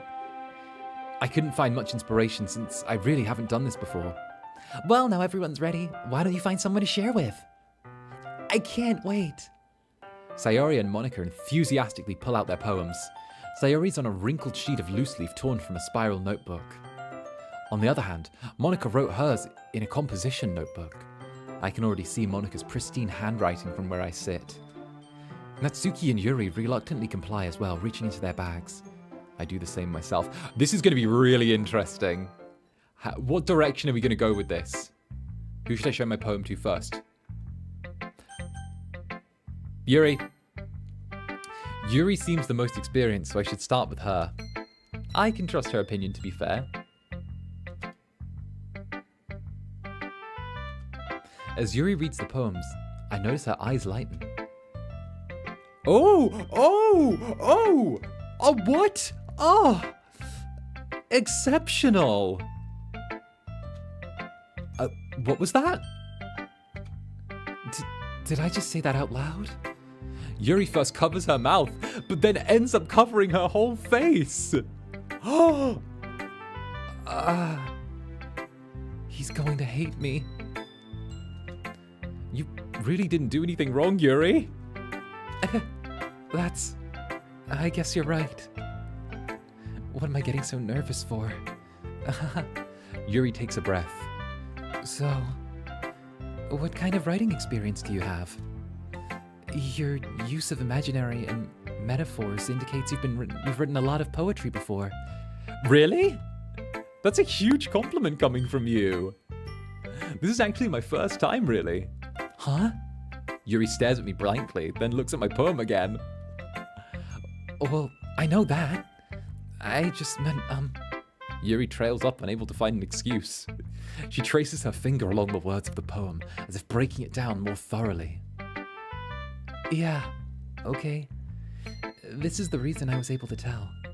It's just that there are specific writing habits that are usually typical of new writers. And having been through that myself, I kind of learned to pick up on them. I think the most notable thing I recognize in new writers is they try and make their style very deliberate. That's true. The less you think, the better. In other words, they tend to pick a writing style separate from the topic matter, and they fit the two together. The end result is both the style and expressiveness are weakened. Once Yuri finds her train of thought, it's as if her demeanor totally changes. Her stammer is totally gone, and she sounds like an expert. What kind of writing experience do you have? Wattpad fan fiction, right? I'll have you know my Set X Alphelios fan fiction has over 100 likes on Wattpad. I've never written Set Alphelios fan fiction. That was a joke. Of course, That's not something you can be blamed for. There are so many different skills and techniques that go into writing even a simple poem.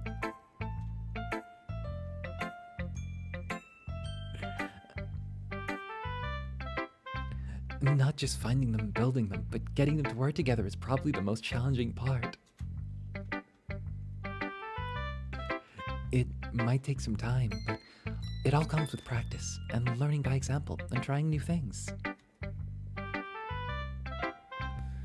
I hope that everyone else in the club gives you valuable feedback.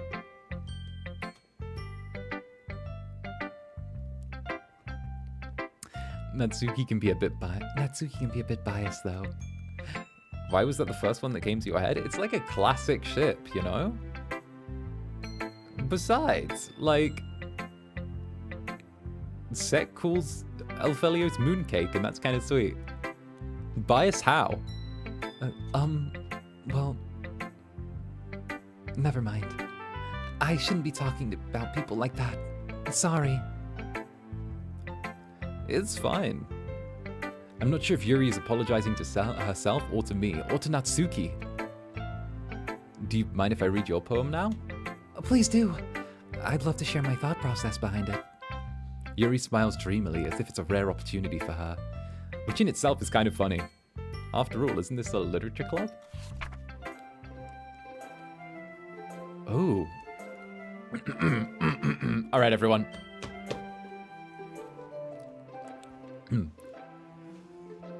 Ghosts under the light. The tendrils of my hair illuminate beneath the amber glow, bathing. It must be this one, the last remaining streetlight to have withstood the test of time, the last yet to be replaced by the sickening blue-green hue of the future. I bathe, calm, breathing air of the purest but living in the past. Oh, breathing air of the present but living in the past. The light flickers back. I flicker back. That's lovely. I'm sorry to have such terrible handwriting. What? I wasn't thinking about that at all. I can't read cursive. Bro, her handwriting was just rough. But it took you a long time to read. No, I was... well, I don't read script very often. I actually think your handwriting is pretty. That's a relief. Also, I like the poem. Even though it was short, it was descriptive. It wasn't too short? I usually write longer poems. Not at all. I'm really glad you like it.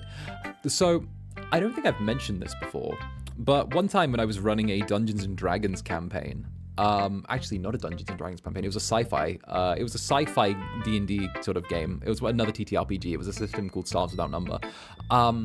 I actually added in a little, you might recognize where I stole the idea from, but I added in an android that helped the party and was like a frenemy to them.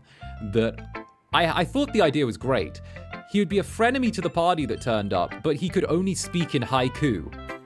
And I didn't realize this, but I was needing to make up haikus on the fly whenever anyone in my party spoke to me.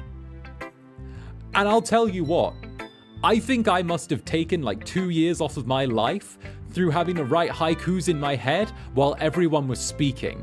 Because I'll tell you, I managed it. For 4 sessions straight, I managed it. And I don't know how. And my friends still bring that shit up to me to this day. They're like, how did you do that? And I'm like, honestly, I think I must have taken some accelerant or something. 4 3-hour sessions. That's literally 12 hours straight of making haikus. And yeah, Zero from Borderlands. I love that guy. I'm really glad you like it. I'll be honest. Since it's our first time sharing, I wanted to write something a little more mild. Something easy to digest, I suppose. Apollo possessed thee, right? Are you into ghosts, Yuri?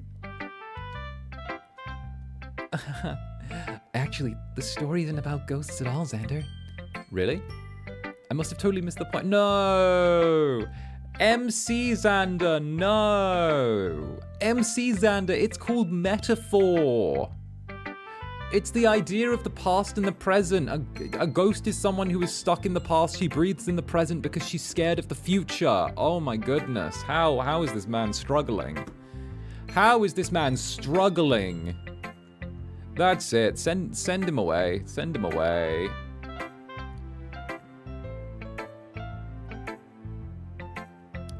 Me designing a whole ass fantasy 𝓂𝓸𝓾𝓻? Literally. I've done that before. I must have totally missed the point.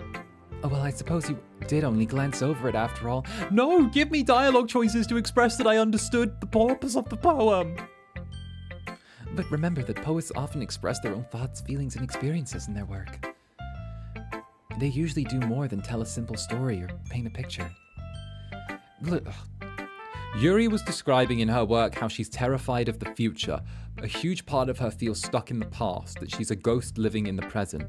She breathes in and chooses to live for the present because of the fact that part of her is stuck in the past, yet she can't bring herself to truly look to the future. How is... I'm gonna slap MC so hard, he's gonna feel it in 5 years. In this case, perhaps the subject of the poem is only being symbolically compared to a ghost, lingering in her last remaining place of comfort, unable to let go of the past, like I said, and soon to be left with nothing. That's a lot more solemn putting it that way. I hadn't even thought of that. That's impressive. It's nothing really. Swear down, I'm gonna shake him like a spray can. It's nothing, really. Yours was impressive too, so... Nah, if anything, I could probably learn a thing or two from you. You think so? Yeah, of course. You know, I was really nervous about doing all this, but in the end, I enjoyed it. I'm going to keep doing my best for you, Zander. Me too. Who should I show my poem to next? I think Monica might be a nice choice. She's the president after all. Hi, Zander. Having a good time so far? Yeah, sure. Good, glad to hear it. By the way, since you're new and everything, if you have any suggestions for the club, like new activities or things we can do better, I'm always listening. Don't be afraid to bring anything up, okay? All right, I'll keep that in mind. Of course, I'll be afraid to bring things up. I'm much better off going with the flow until I'm more settled in. Anyway, Want to share your poem with me? it's kind of embarrassing, but I guess I have to. Don't worry, Zander. We're all a little bit embarrassed today, you know? But that's the sort of barrier we'll all get past soon. Yeah, sure. I hand Monica my poem. Great job, Zander. I was going, ooh, in my head while reading it. It's really metaphorical. I'm not sure why, but I didn't expect you to go for something so deep. I guess I underestimated you. It's easiest for me to keep everyone's expectations low. Oh. That's kind of a lesson I've had to learn in the last 6 months, that I don't need to constantly keep everyone's expectations low out of fear of disappointing them. I can actually raise my own expectations a little bit and have people be hyped, which is really nice. The way it always counts, that way it always counts when I put in some effort. That's not very fair. Well, I guess it worked anyway. You know that Yuri likes... Oh! You know that Yuri likes this kind of writing, right? Writing that's full of imaginary and symbolism. Unlike Sayuri, who uses simple and direct words to describe happiness and sadness, Yuri likes it when readers are left to derive their own meaning out of it. It's very challenging to write like that effectively, both allowing people to get something out of it just by feel, or letting them deeply analyze all of the nuances. It can take years of practice, which I'm assuming Yuri has at this point. I've never really asked, though. I'm sure I'm nowhere near her level yet. Don't worry so much about that. Do your own thing. Just keep exploring and trying to learn new things. I'm sure you'll end up trying different things a lot. It could take a while before doing this. Honestly, one thing I always struggled with as a writer was let's see, try new things, was my prose. So writing in a narrative fashion, like a fictive novel, novelesque form, is something I've always struggled with. I always struggled to find the balance between snappy dialogue and descriptive action. And I've realized the kind of cure for me was starting a sentence, and feel free to try this yourselves if it's a thing, but the cure for me was always starting a sentence or doing one sentence of a character, hitting the full stop with the quotation marks, then in the same paragraph, continuing on immediately into a character action, and then finishing with the other half of the paragraph of what the character was saying as like the wrap up. So you can have a character start something, do something while they're speaking, and then finish it off with the other half of the sentence with the little text or the quotation marks. So, you know, you can turn around and be like, what? I know, it's a thing. Essentially, you have a character talk, you finish the little quotation marks, you know, the little quoted bit where you're talking, drop the full stop at the end, then go, I don't know, Zander said as he proceeded to pace around the room. And then you continue with the other half of what they were saying after the full stop. So one sentence stop and then go to the other side as a way to keep the flow going. Yeah, I actually like when people do that. I think so as well, because it adds a layer of that. Obviously, it doesn't work in every scenario. Sometimes you just want to go with quick. Yeah, exactly. Blank, action, blank. There you go.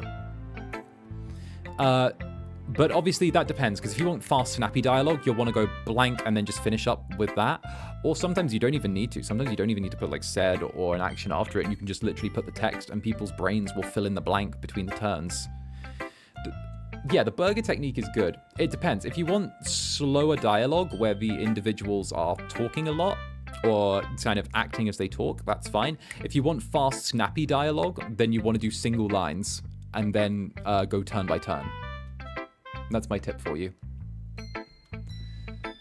That's the best way to find the kind of style that suits you. You know what? I think I should be president of the literature club. I think I could give Monica a run for her money here. What do you think? Everyone else might be a bit biased towards their own kind of styles, but I'll always help you find what suits you the most. So don't force yourself to write the way everyone else wants you to write. It's not like you have to worry about impressing them or anything. Ahaha! Ahaha!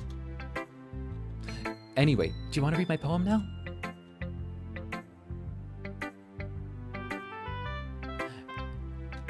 Oh god, breaking prose rules. As MC? No. But as you? Yes. Yes. Zander is now the I am president of the Doki Literature Club. Monica, I challenge you to a battle for presidency. We're starting a campaign. Don't worry, I'm not very good. You sounded pretty confident for someone who claims not to be good. Well, that's because I have to... Did anyone else get a weird audio pop then? That's because I have to sound confident. That doesn't mean I always feel that way, you know? I see.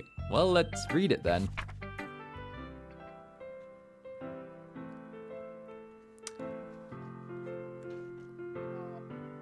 No? It felt like the audio bent for a second when she was speaking. Like everything got a little discordant for a second. Oh, alright. Hole in a wall. It couldn't have been me. See the direction the sparkle protrudes. A noisy neighbor? An angry boyfriend? I'll never know. I wasn't home. I peer inside for a clue. No, I can't see. I reel. I bind. Like a film left out in the sun. But it's too late. My retinas. Already scorched with a permanent copy of the meaningless image. It's just a little hole. It wasn't too bright. It was too deep, stretching forever into everything, a hole of infinite choices. I realize now that I wasn't looking in. I was looking out, and he, on the other side, was looking in.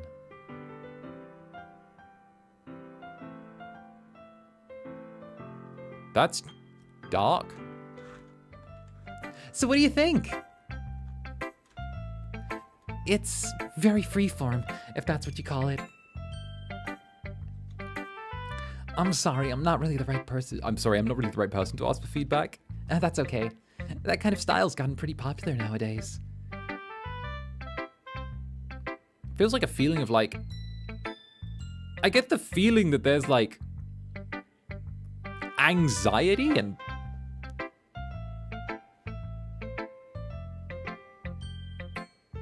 I want to say like anxiety and potential trauma in there. There's a lot of poems that have been putting emphasis on the timing between words and lines. When performed out loud, it can be really powerful. That was the inspiration behind this one? Well, I'm not sure if I know how to put it. I guess you could say that I had some kind of epiphany recently. It's been influencing my poems a bit. An epiphany? Yeah, something like that. I'm kind of nervous to talk about deep stuff like that, because it's coming on strongly. Maybe after everyone is better friends with each other. Anyway, here's Monica's writing tip of the day. Sometimes when you're writing a poem or a story, your brain gets too fixated on a specific point. So if you try hard to make it perfect, you'll never make any progress. Just force yourself to get something down on the paper and tidy it up later. Another way to think about it is this. If you keep your pen in the same spot for too long, you'll just get a big dark puddle of ink. So move your hand and go with the flow. That's my advice for today. Thanks for listening. Girly pop, I don't know. I don't feel that. Alright, let's go see Roscoe.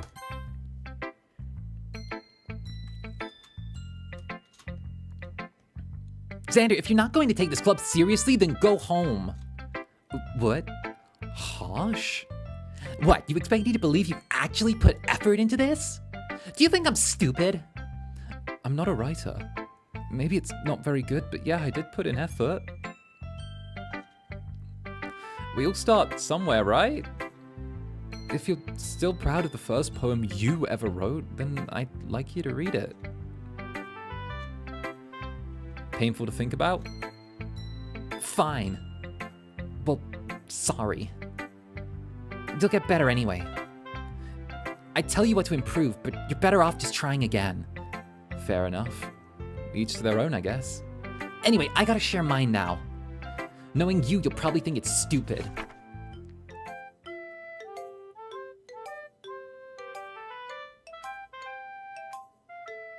Bitch, you're calling my poem stupid and then handing me this?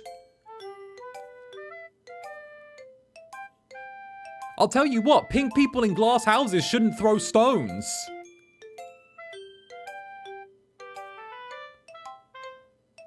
I'm so... You give me this! It's like the Gordon Ramsay meme. You give me this!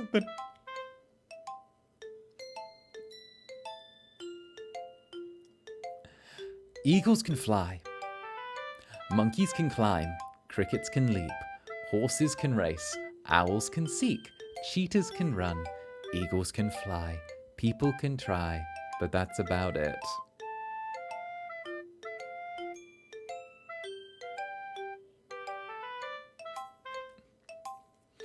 That's cool, that's cool. You want to roast my poem or handing me one fish, two fish, red fish, blue fish, yeah? You want to insult my work while...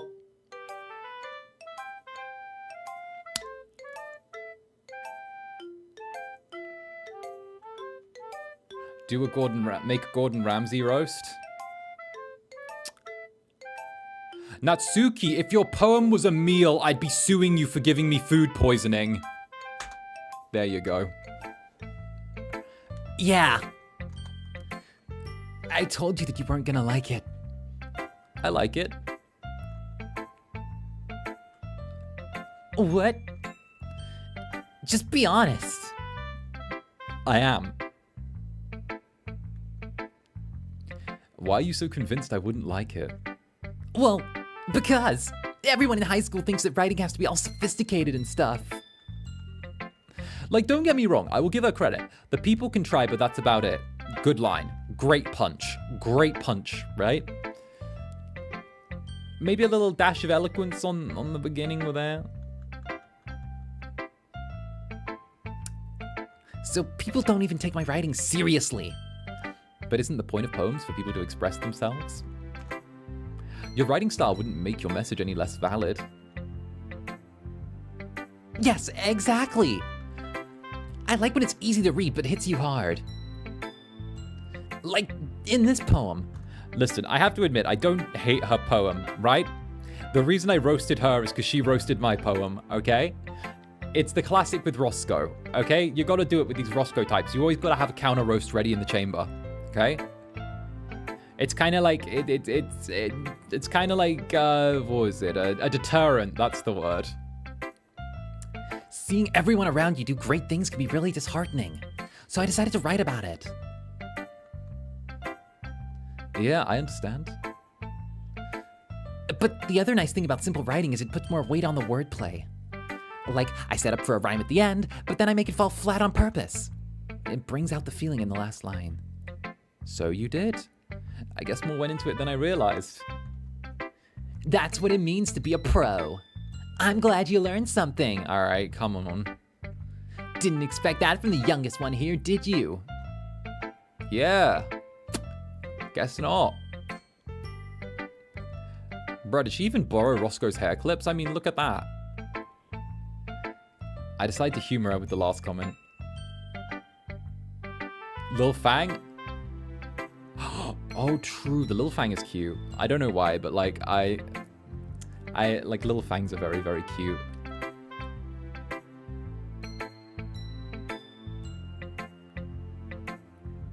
He doesn't wear hair clips? I swear one of his sides has like a little clip in it. I swear it does. Or maybe I'm thinking of the original concept art. I might be thinking of the original concept art. No, I'm not thinking of that. I was thinking of one of the original, like, merch ideas. No, I was thinking of one of the original merch ideas. There was talk of, like, hair clips ages back. I don't really care how old everyone is, but if Natsuki's feeling proud, then I won't take that away from her. Who should I show my poem to next? Say Yuri!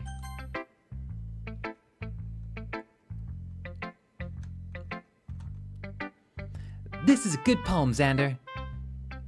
Are you sure it's your first time? Of course. It's not that good.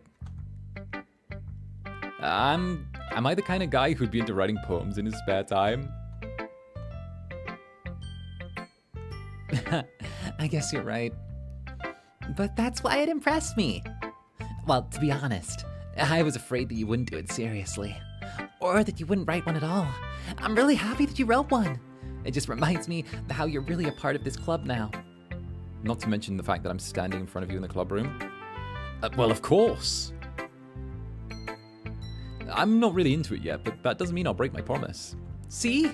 It's like I said before, Zander, deep down you're not selfish at all, you know? I believe I am, but who cares? Trying new things like this for other people?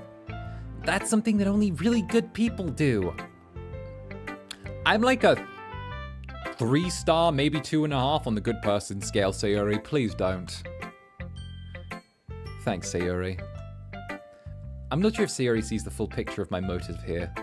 Then again, I can't deny that she's part of the reason I joined. I joined this club to get close to cute girls. I'm a monster. Knowing how much this means to her. Yeah, I'm gonna make sure you have fun here, okay? That'll be my way of thanking you. Alright, I'm gonna go hold you to that then. Yay! Now you read my poem too, right? Don't worry, I'm bad at this, so I'm gonna think you're good. We'll see about that. Let's go. Dear Sunshine.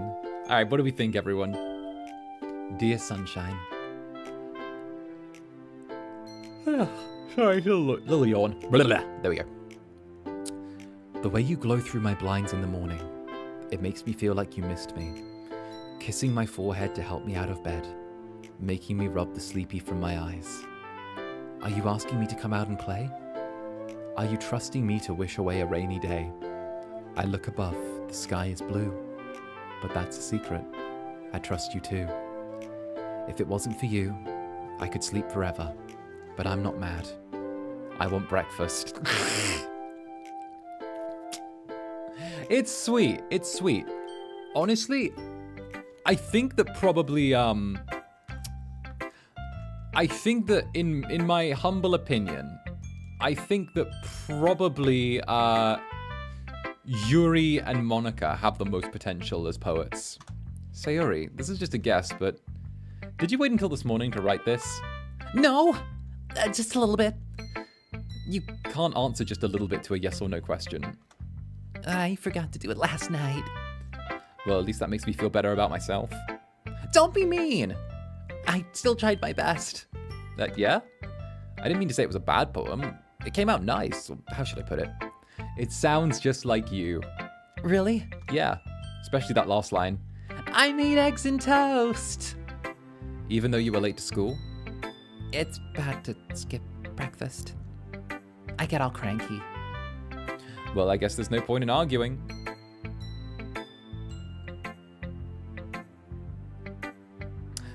But does it have to sound sophisticated? Sayuri's was really nice.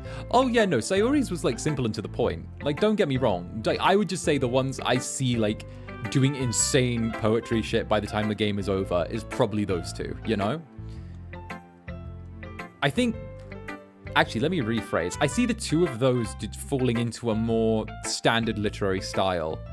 Whereas I see Sayuri and, what was it, Natsuki? Doing, like, I want to say more publicly, like, friendly poems, you know? There's, like, artsy, and then there's sort of more mainstream. And I feel like these two are, like, good with that. That's where they excel. Whereas Yuki and Monica are more like, artsy. This was so much fun. Monica's the best. Yeah. But next time I won't forget. I'm gonna write the best poem ever. Not gonna lie, I want eggs on toast now. Well, I guess I look forward to it. Oh, Yuri, sorry, Yuri, not Yuki. Yuri. Goodness. Sorry, brain moment. Phew. I guess that's everyone. I glanced around the room. That was a little more stressful than I anticipated. It's as if everyone is judging me for my mediocre writing abilities. Even if they're just being nice, there's no way my poems can stand up to theirs. This is a literature club after all. Bruh, we were firmly middle of the pack with our word choices. We were firmly in the middle of the pack. Like, I can't even lie. I would put from our word choices, we didn't get to read our poem, but I'd put us over Sayuri at the very least, right? Middle of the pack, definitely middle of the pack. I guess that's just why I got myself into. Across the room, Sayuri and Monica are happily chatting. My eyes land on Yuri and Natsuki. They gingerly exchange sheets of paper sharing their respective poems. As they read in tandem, I watch each of their expressions change. Natsuki's eyebrows furrow in frustration. Meanwhile, Yuri smiles sadly. Oh no. Yuri, I swear down, do not hit Natsuki with a bless your heart. Are you able to look at the poems you read? Or, I don't know. I think maybe the ones I wrote. Hopefully we can see that at some point. What's with this language? Did you say something? It's nothing. Natsuki dismissively returns the poem to the desk with one hand. I guess you could say it's fancy. Thanks. Yours is cute. Cute? Did you just completely miss the symbolism or something? It's clearly about the feeling of giving up. How can that be cute? I know that. I just meant the language, I guess. I was trying to say something nice. Oh no! Oh no, Yuri just admitted to struggling to find something nice to say. Oh no. Oh no. Oh no. She really did bless your heart to her. She really did. She really did. I took psychic damage from this line. You mean you had to try that hard to come up with something nice to say? Thanks, but it really didn't come out nice at all. Well, I do have a couple of suggestions. If I was looking for suggestions, I would have asked someone who actually liked it. Which people did, by the way. Sayuri liked it, and Zander did too. So based on that, I'd gladly give you some suggestions of my own. First of all, Excuse me. I appreciate the offer, but I've spent a long time establishing my writing style. Oh no. Bruh.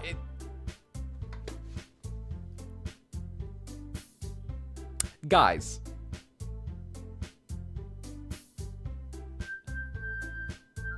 Is this what it looks like when... Is this what it looks like to all of you when Roscoe and I fight?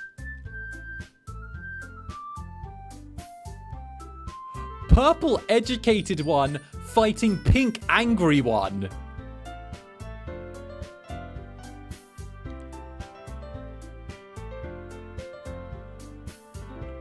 Like, are you seeing the marry up here? Are you seeing...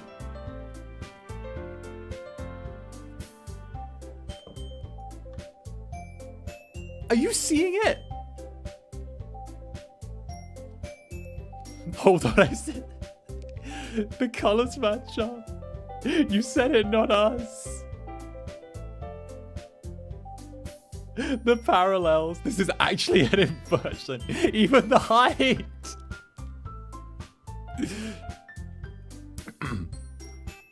I don't expect to change it anytime soon, unless of course I come across something particularly inspiring. Which I haven't yet. And Zander liked my poem too, you know? Nethergraves in a nutshell. Oh no. Oh, I hate that this... We live in the same... Shadow Aisha, thank you for the super. We live in the same timeline as this. He even told me he was impressed by it. Natsuki suddenly stands up. Oh, I didn't realize you were so invested in trying to impress our new member, Yuri. That's not what I... You're just... Yuri stands up as well. Maybe you're just jealous that Zander appreciates my advice more than he appreciated yours. Huh? And how did you know he didn't appreciate my advice more? And you're that full of yourself? No. If I was full of myself, I would deliberately go...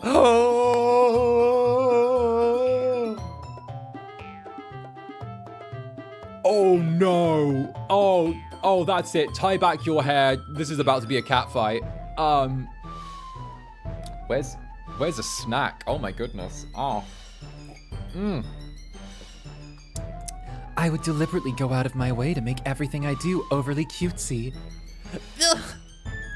They're going for it. Get him. Sayuri, get out of here. Let him fight. Sayuri, is everyone okay? Sayuri, get out of here. Let him fight. Well, you know what? I wasn't the one whose boobs magically grew a size bigger as soon as Zander started showing up. Natsuki. Natsuki, that's a little... This doesn't involve you. I don't like fighting, guys.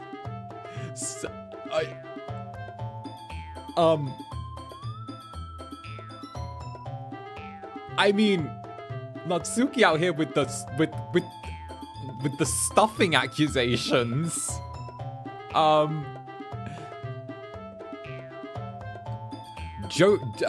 Joke's on you both. Thighs save lives. Suddenly, both girls turn towards me as if they just noticed I was standing there. Zander, she's trying to make me look bad. That's not true. She started it. If she could get over herself and learn to appreciate that simple writing is more effective, then this wouldn't have happened in the first place. What's the point of making all your poems all convoluted for no reason? The meaning should jump out at the reader, not force them to have to figure it out. Help me explain that to her, Zander. Wait, there's a reason we have so many deep and expressive words in our language. The only way to convey complex feelings and meaning is the most effective. Avoiding them is not only unnecessarily limiting yourself, but also a waste. You understand that, right, Zander? Well, Please, no, I didn't want to get stuck in the middle of it. Go back to pulling each other's hair. How did I get dragged into this in the first place? It's not like I know anything about writing. But whomever I agree with, they'll probably think more highly of me. So of course it has to be...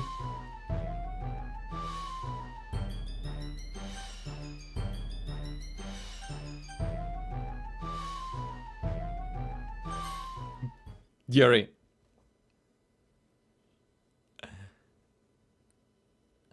Natsuki. Zander saying he has no idea about writing is crazy, right? It's not like I've taught a couple class streams on writing and have it as a membership thing where y'all can come write with me. You're right that I liked your poem. See? Wait.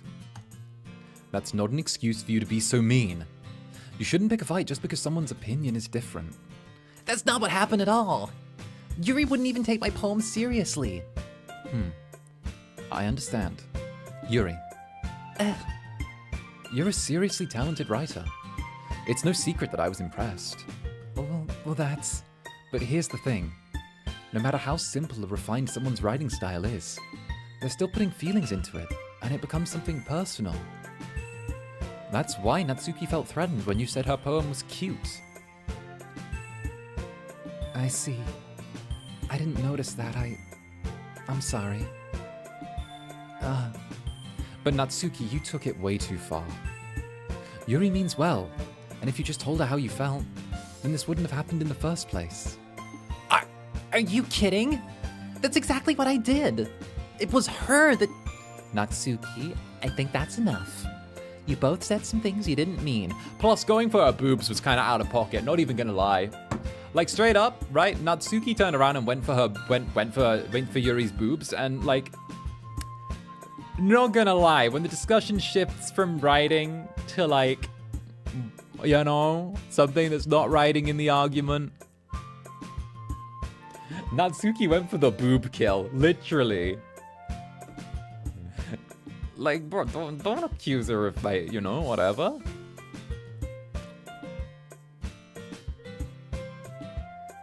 Natsuki face to face. No one's even mentioned her boobs. In high school, the accusation of stuffing in a life is a life sentence I fear. Yeah, boob thing was uncalled for.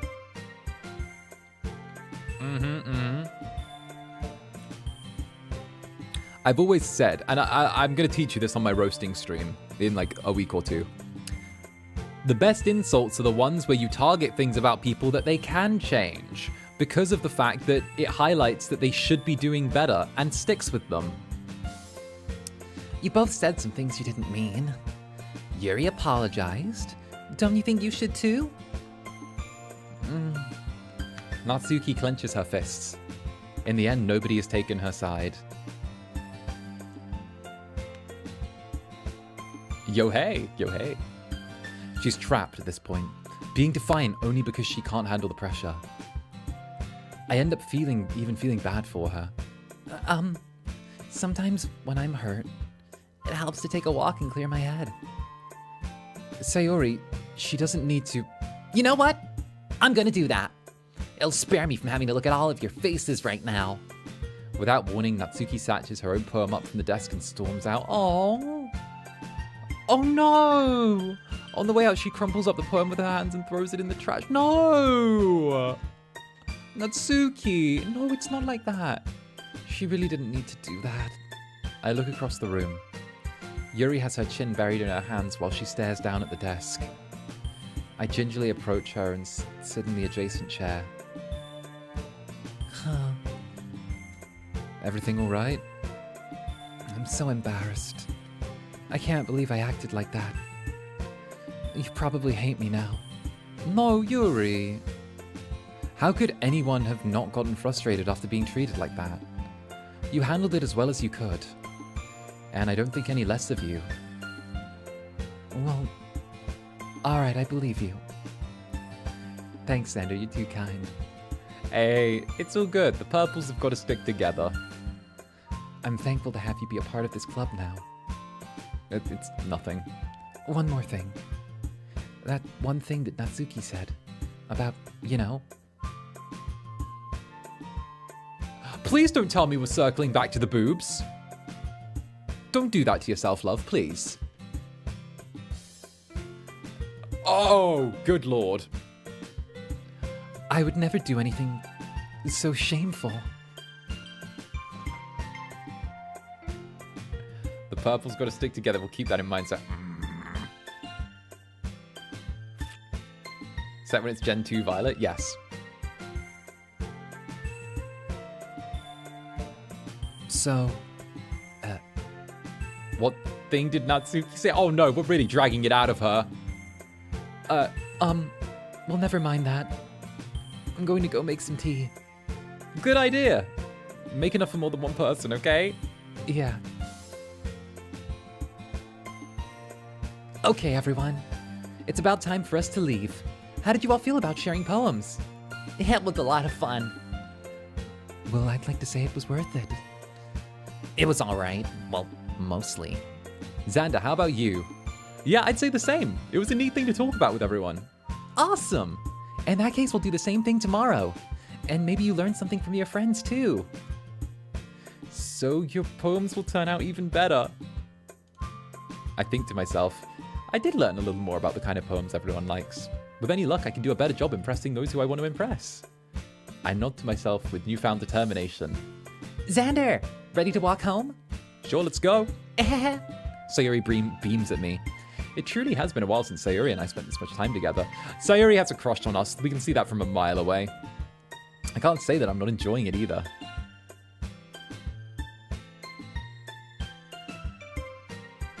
Sayuri, about what happened earlier. What do you mean? You know, between Yuri and Natsuki. Does that kind of thing happen often? No. That's really the first time I've seen them fight like that. I promise they're both wonderful people. You don't hate them, do you? No, I don't hate them. I just wanted your opinion. I can see why they'd be good friends with you. Phew. You know, Zander, it's nice that I get to spend time with you at the club. But I think seeing you get along with everyone is what makes me the happiest. I think everyone really likes you too. It's teething pains. Whenever a new person joins like a group of people, there's always a little bit of teething pains with it, whether someone's in or out, you know?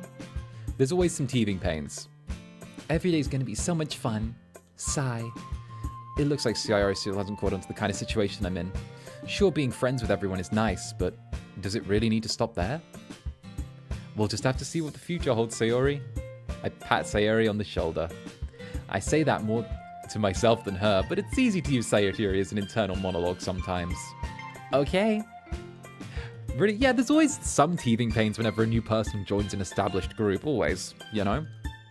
Hell, there's even teething pains after a group has been together for a handful of time, you know? All right. What are we thinking? Fireflies is a nice start. Forgive. Insight. Fireflies, go with first instinct. Entropy again? Fireflies. I don't like the start with Fireflies. I feel like I need to drag it back on track with something like... Pain is too direct. Anger is too... Disaster we've used before. Let's just... This is going to be a bit of a rougher one. Anger. Fickle. Essence is good. Shame. Let's go with essence. Depression.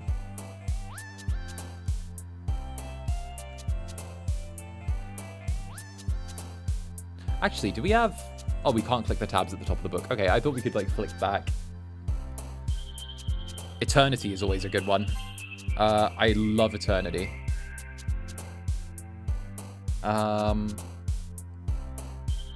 Romance! I love a bit of romance. Romance. Desire. Desire is always... Unrequited is good. We already used that, so I want to use hopeless.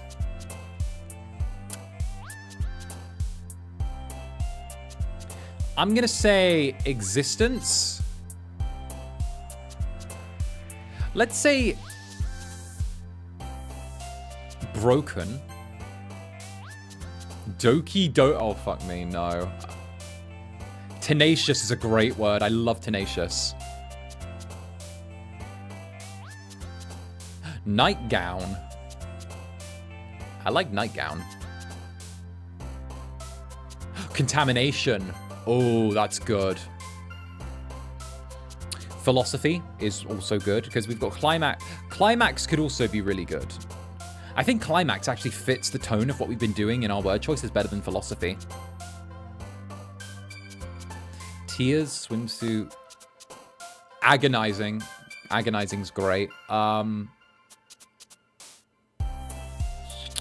Unrestrained, heartbeat, holiday. What are we thinking? I think we, like, you can see the literary tone that I'm leaning for, right? Again, I'm going for fantastical misery. That's what I'm hoping for with this.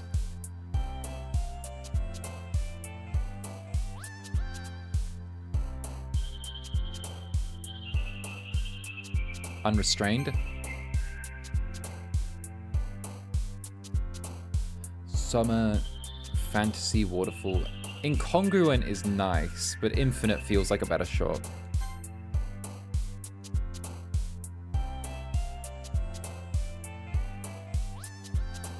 Lust is just a great choice. Massacre.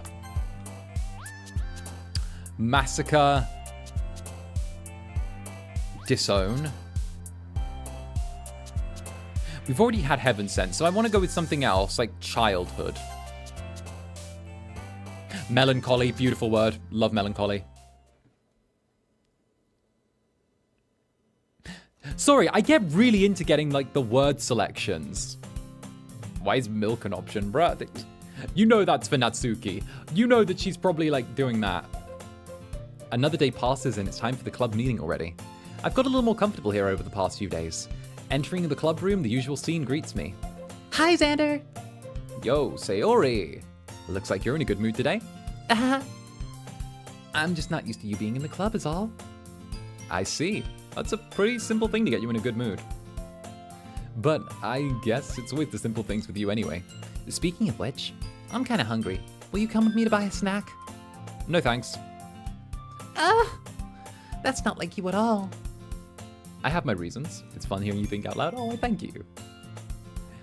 Why don't we take a look at your purse, Sayori? Why is that all of a sudden? You're broke, aren't you, and you get me to buy food for you? No reason, really.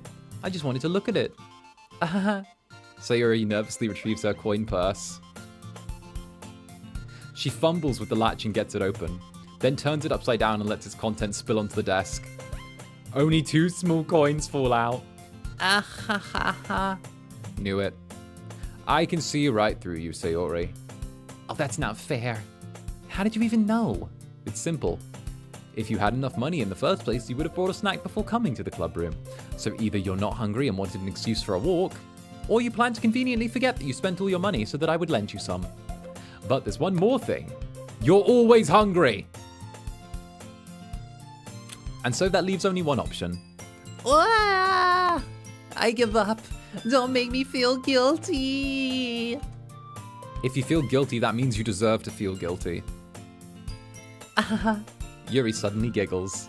I didn't notice that she was listening. Not gonna lie, a display of intelligence is going to endear us to Yuri so well. Her face is in a book as always. I wasn't listening or anything. It was just something in my new book. Yuri, tell Zander to let me borrow some money. Oh my goodness. Listen, alright? I already learnt my lesson about letting pretty girls borrow money from me when I was a young man, alright? I've learnt that lesson. It's not happening twice. It's not happening twice. Don't get me involved like that, Sayori. Besides, you should only buy what you can responsibly afford. And frankly, after pulling a mischievous little stunt like that, your suffering is fair enough retribution.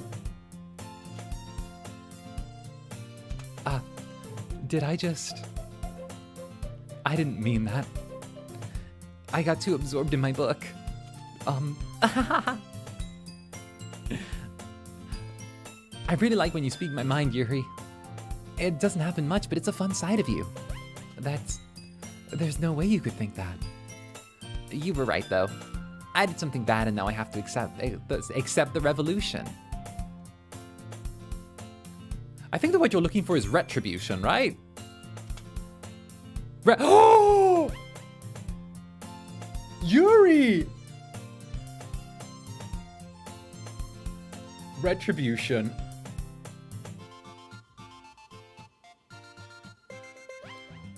Um.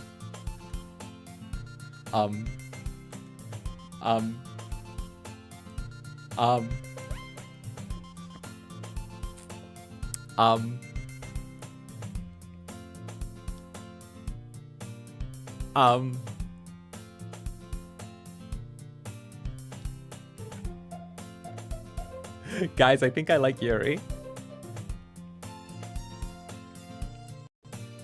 That still coming from you, Sayori? I guess there's a little devil inside all of us, isn't there? Don't let her fool you. Sayori knows exactly what she's doing.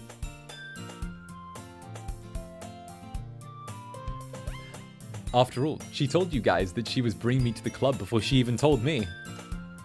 But you wouldn't have come if it weren't for the cupcakes. Called it, knew you'd love her. So I had to trick Natsuki into making them. Oh, come on, give me more credit than that, Sayori. Out of nowhere, something smacks Sayori in the face and tumbles onto the desk. Pwap! Yeah. Ow. What was... a cookie? Sure enough, a giant cookie wrapped in plastic. Sayori glances around. Is this a miracle? Is it because I paid my restitution? Retribution. Actually, that one almost worked. That would be correct. I was just gonna give it to you. But then I heard you blab about the cupcakes. It was totally worth seeing your reaction, though. Natsuki, that's so nice of you. I'm so happy. Sayori hugs the cookie. Jeez, just eat it. Sayori rapidly tears open the wrapper and takes a big bite. So good.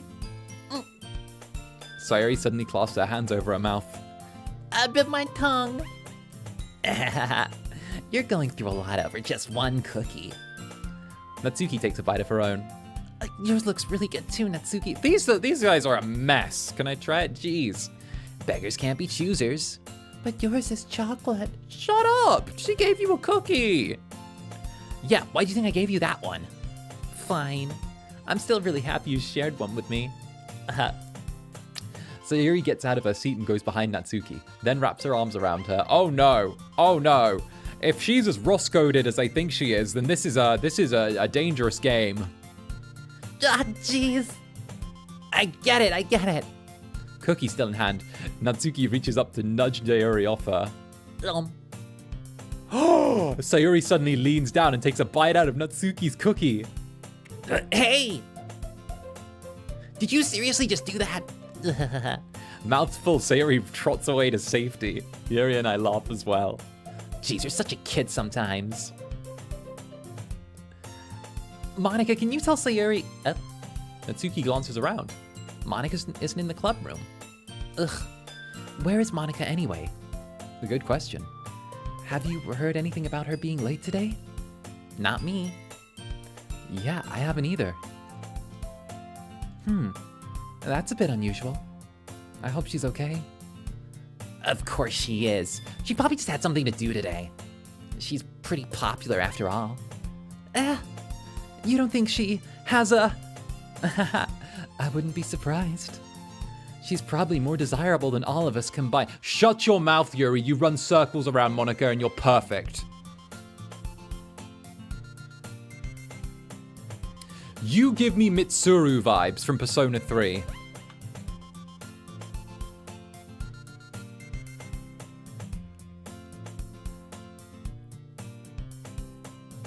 That's true.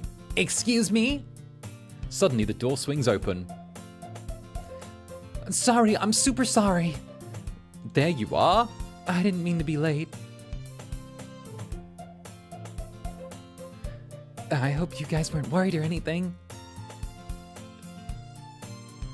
LMAO Zander. Listen, there's one thing that I don't like, and that's people talking bad about themselves. That, like, every time someone comes into my chat, it's like, I'm just feeling a little rough about this. I'm like, silence, 𝓂𝓸𝓾𝓻. Love yourself. Monica chose the club over her boyfriend after all. You're so strong-willed. Boyfriend? What on earth are you talking about? Monica quizzically glances at me.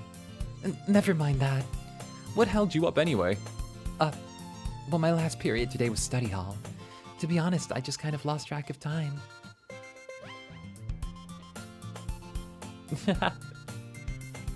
Cretin. Cretin, yes. Love yourself, cretin. That makes no sense, though. You would have heard the bell ring at least. I must not have heard it, since I was practicing piano? Piano? I wasn't aware you played music as well, Monica. I don't really. I just kind of started recently. I've always wanted to learn piano. That's so cool! You should play sometime for us, Monica. Monica looks at me. Maybe once I get a bit better, I will. Aggressive compliments, yes. Yay! That sounds cool. I'd also look forward to it. Is that so? In that case, I won't let you down, Zander. Monica smiles sweetly. I didn't mean any pressure Or anything like that. Don't worry. I've been practicing a whole lot recently. And I'd really love the chance to share once I'm ready. I see. In that case, best of luck. Thanks. So, I didn't miss anything, did I? No, not at all. I choose to leave out Sayuri's mischievous escapade. 𝓂𝓸𝓾𝓻. I'm sure Natsuki will end up complaining to her anyway. It looks like everyone's already settled down.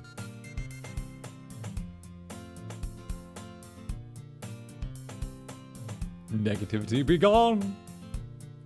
Sayuri somehow already finished her entire cookie. Oh my goodness.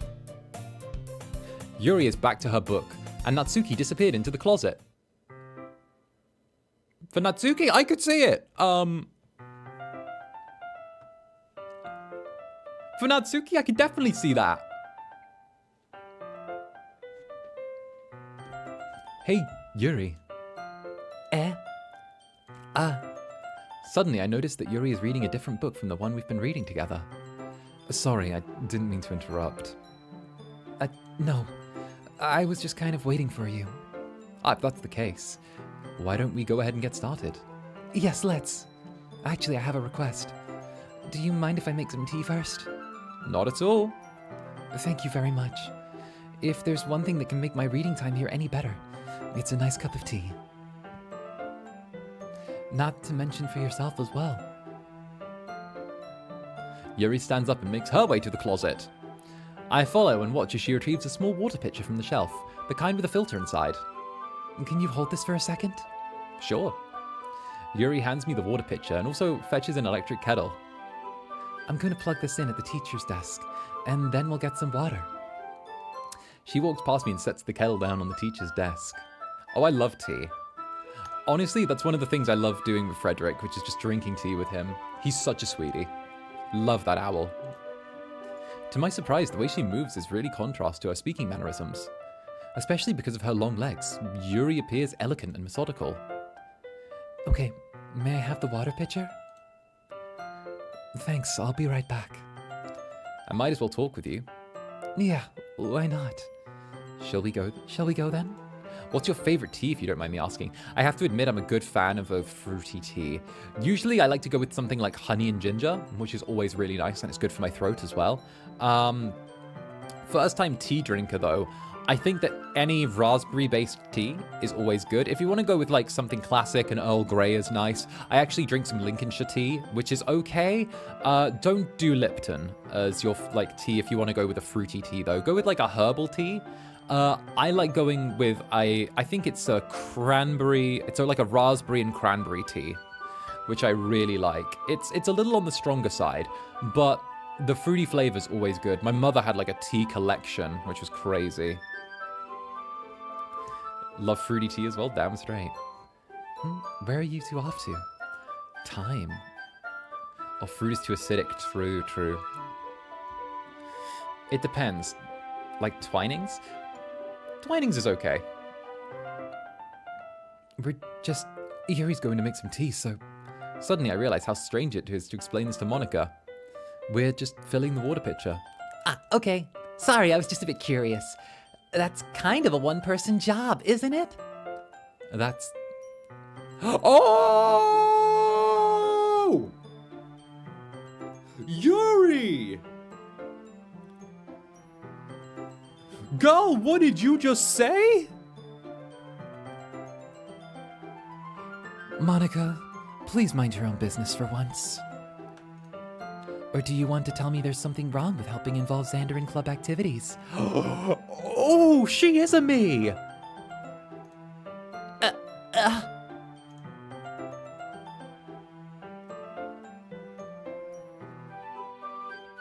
She is a me! She's been really nice and she's just immediately gone for a kill shot on someone! My mouth gets... Monica, I suppose there's nothing wrong with that. Then let's go, Zander. Yuri quickly exits the room and I follow.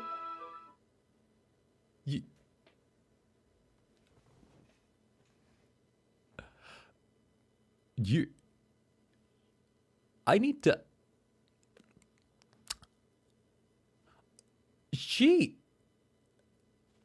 I'm sorry, I'm taking a second. That was a very...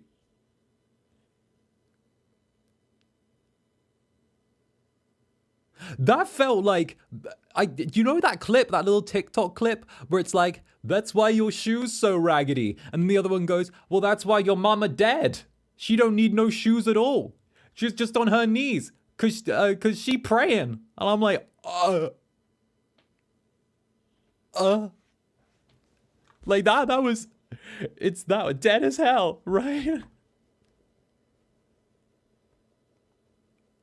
Yeah. Once in the hallway, she suddenly puts her forehead against the wall. I spoke without thinking. How could I say something like that? Yuri, something about the way she said that made me feel so irritated. What's wrong with me? No, Yuri. I think you did the right thing. I wasn't expecting it, but it's also not right for Monica to judge people like that. It's always the... No, you're right. It is always the quiet ones.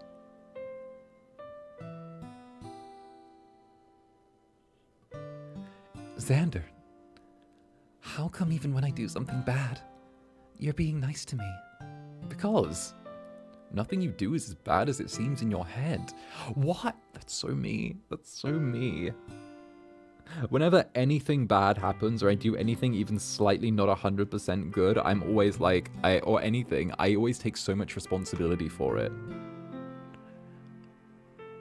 That's why I appreciate like the Netherlings like behaving as much as they do, because I feel kind of responsible for everyone, you know? Like heck. Nobody's perfect. Oh my goodness. We have emotions and we can't hide them away. But you always amplify things in your head. Your mind turns a light rain shower into a hurricane. No. Wouldn't you hate me for something as terrible as that? Why would I hate you? I can't hate someone for having emotions. What kind of friend would do that? Friend, you say?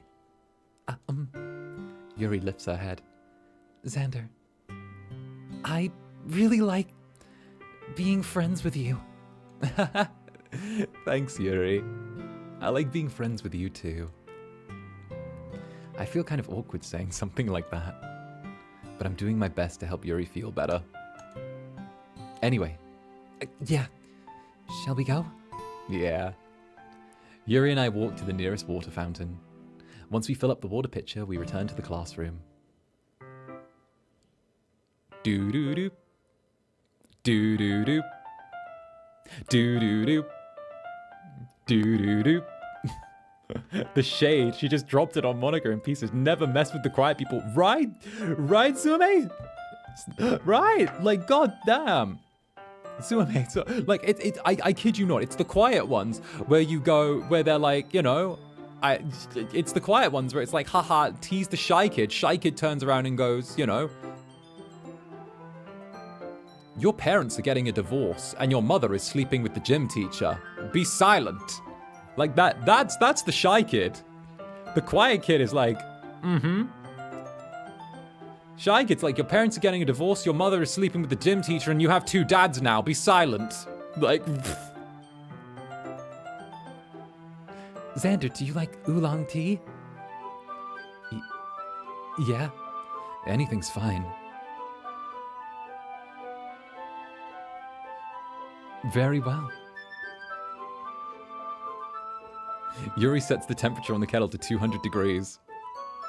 Now it's time for the teapot. You really do this properly, don't you? Of course. I shouldn't do any less when I'm making tea for others. Even if I'm not an expert on tea or anything? In that case, you'll only be even more impressed. Perhaps I will. Yuri fetches the teapot and begins measuring the leaves. I want to know where Monica is. Did she leave? Has she curled up in a corner to die after that roast? Like, I feel like we need to call a wellness check on Monica.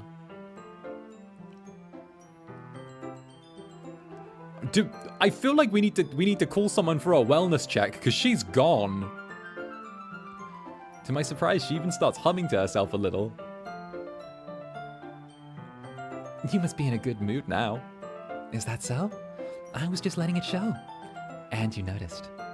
I was doing a bit of thinking, and I decided I would try expressing myself a bit more. It turns out it's not very hard for me to do, when it's you who's around anyway. Sensei Yuri to go find it. We're gonna have to send a search party out. That's great, Yuri. Just don't push yourself too much. You're always worrying about me, Zander. It's very endearing. Yuri wasn't kidding. I don't even know if I can keep up with this. I watched Yuri pour a cup of tea for each of us. Check the Shadow Realm. Zander, I have another request. Do you mind if we sit on the floor today? Why's that? It's a little easier on my back. I can read with my back against the wall rather than bending over at my desk. Oh, sorry, I didn't realize. No worries. I have back pain fairly regularly, so I do my best to manage it. Is that so? I wonder why that is. It's most likely because my...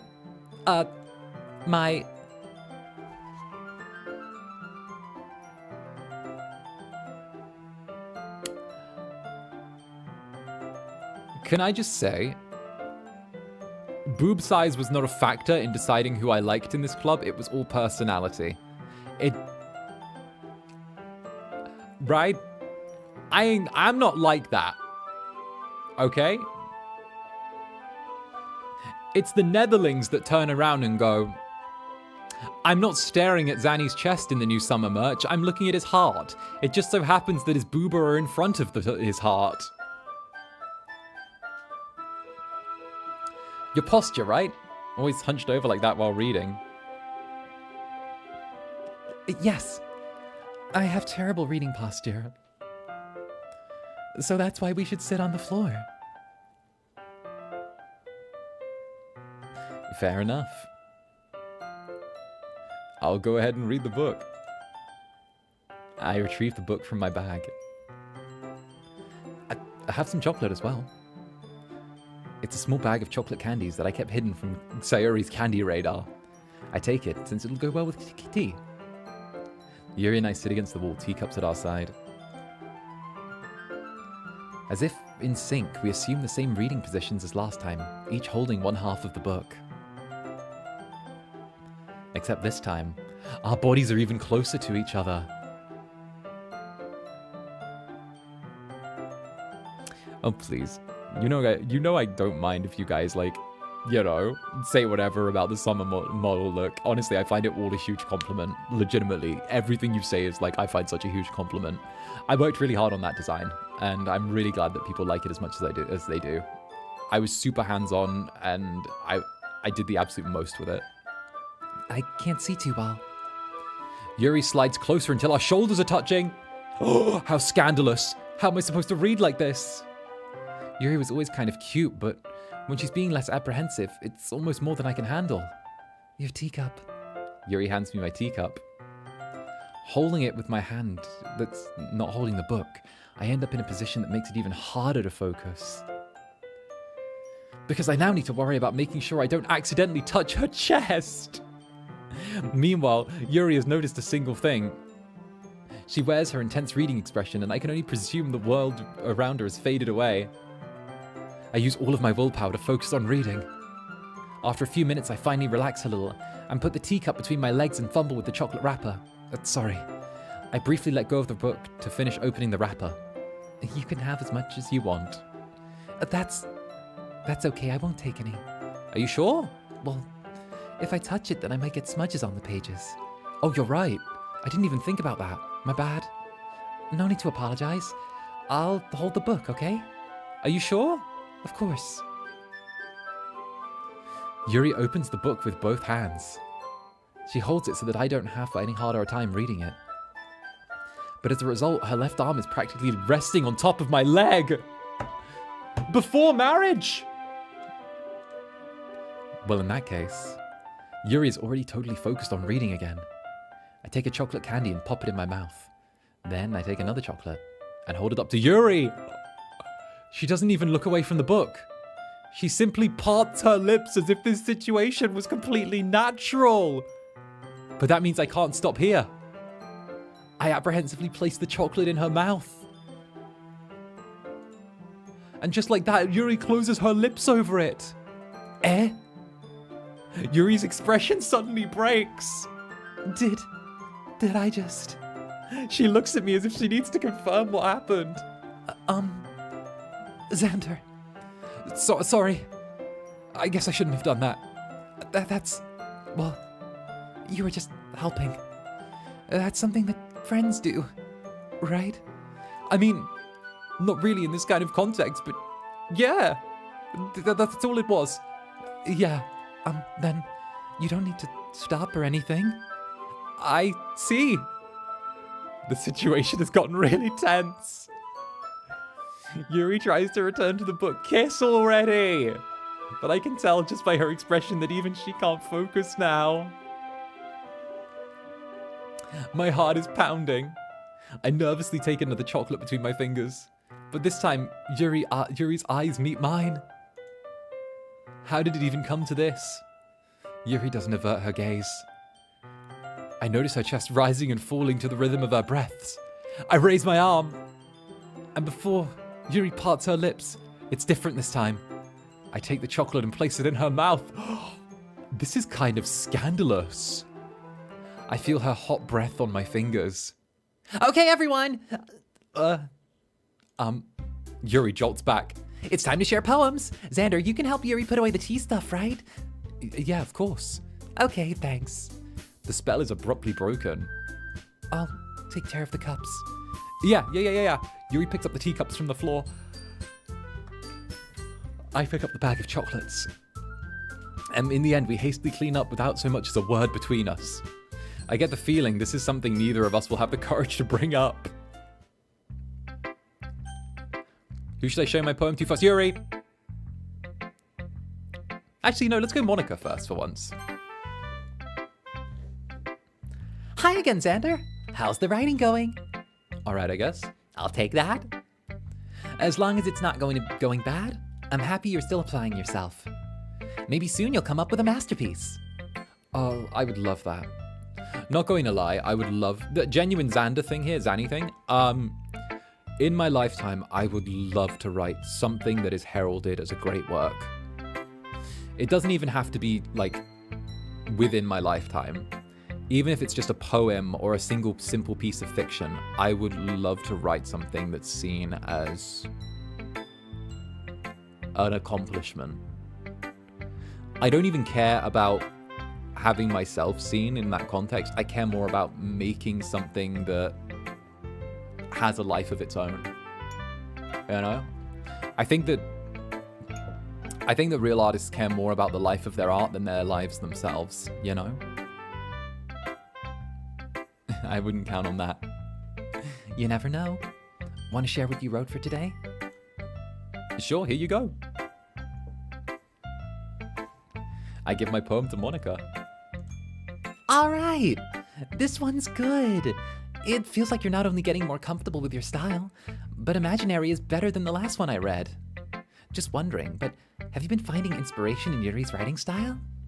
I guess so. You can't really deny she's talented. You've done amazing art. Yeah, but I need to go even better, even further, even harder, even faster, even stronger. The soundscape was good in the last ASMR, but I want to level everything up each time I do them. Yeah, totally. I think our poems are the most romantic. That's the best way to describe it. She's like a totally different person when she picks up a pen. I noticed that too. Or when she's talking about literature, it's like a light turns inside her head. Sadly, it's hard to get much personal conversation out of her. Trust me, I've tried. Who knows what goes on inside that head of hers? I hope you don't mean that in a bad way. Hey, Alicia the Heart, what's up? Hi Zanny, congratulations on 6 months of Avalon. Here's to many more months of screams and fighting for equality with the bulge. Damn straight, Alicia, damn straight. We're fighting for equality all the time here. I hope you don't mean that in a bad way. No, of course not. I just mean that I wish she didn't keep to herself so much. But still, defending her like that? You must be pretty into her. What? You completely misunderstood. Calm down, I'm kidding. Besides, I'm sure she's already got a boyfriend.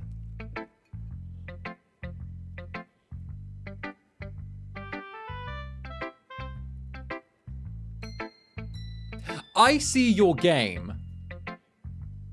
Because a guy did this to me in high school.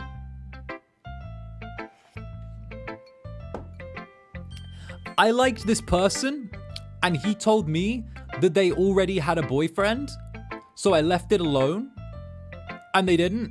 And then he told them that I was gay. Because he was trying to get with the person that I liked the whole time. I know this game.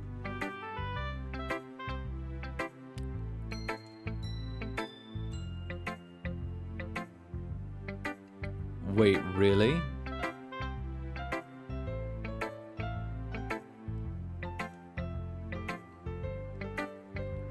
Yeah, a fictional one anyway.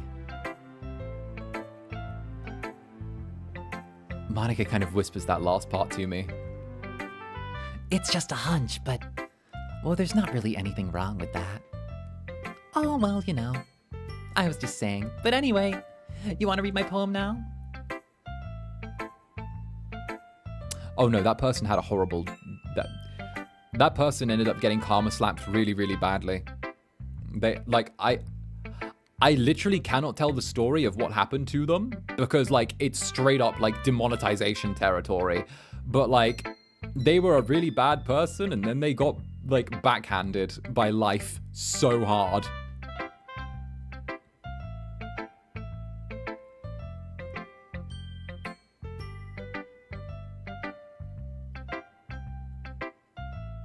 I like the way this one turned out, so I hope you do too. All right, let's take a look.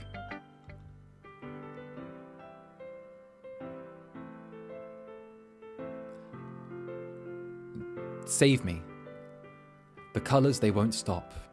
Bright, beautiful colors, flashing, expanding, piercing, red, green, blue, an endless cacophony of meaningless noise. The noise, it won't stop.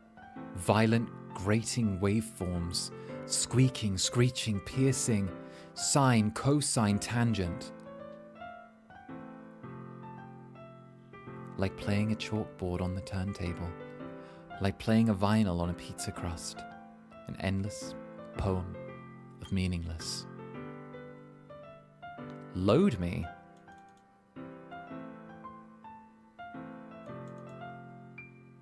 Load me?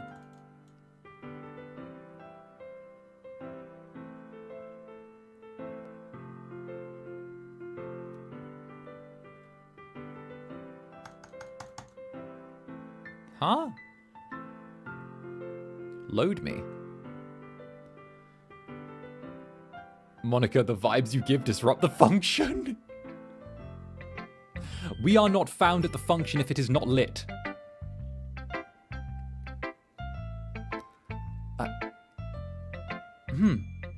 It's even more abstract than your last one. Alerted God complex, cock it and pull it, we're going down, down, in an early around. And sugar, we're going down, swinging. I'll be your number one with the bullet. A loaded got complex, cock it and pull it. I think that, let's go with that one. It's even more abstract than your last one. I guess that's just the way I write. I'm sorry if you don't like it. No, I never said that. It's just not really the kind of thing I've seen before, I guess.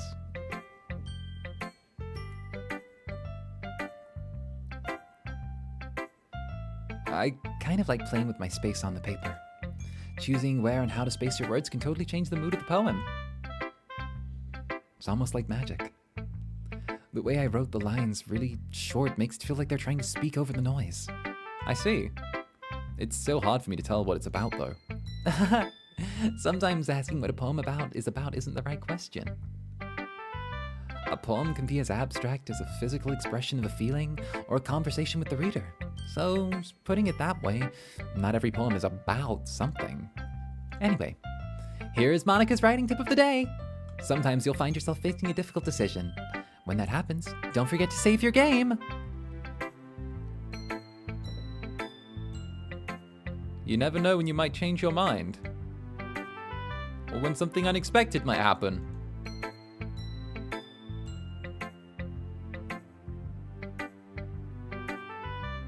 Wait, is this tip even about writing? What am I even talking about? Aha! That's my advice for today. Thanks for listening.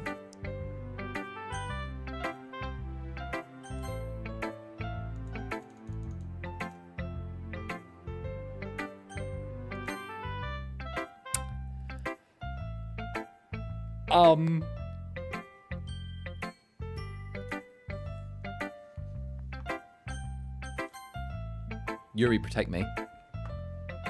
Let's see what you've written so far for today. Yuri stares at the poem with a surprised expression on her face. Do you like it? Zander, this one might be even better than yesterday's. How did you even pick up on this so quickly? Just yesterday I was telling you the kind of techniques worth practicing. Maybe that's why. You did a good job explaining.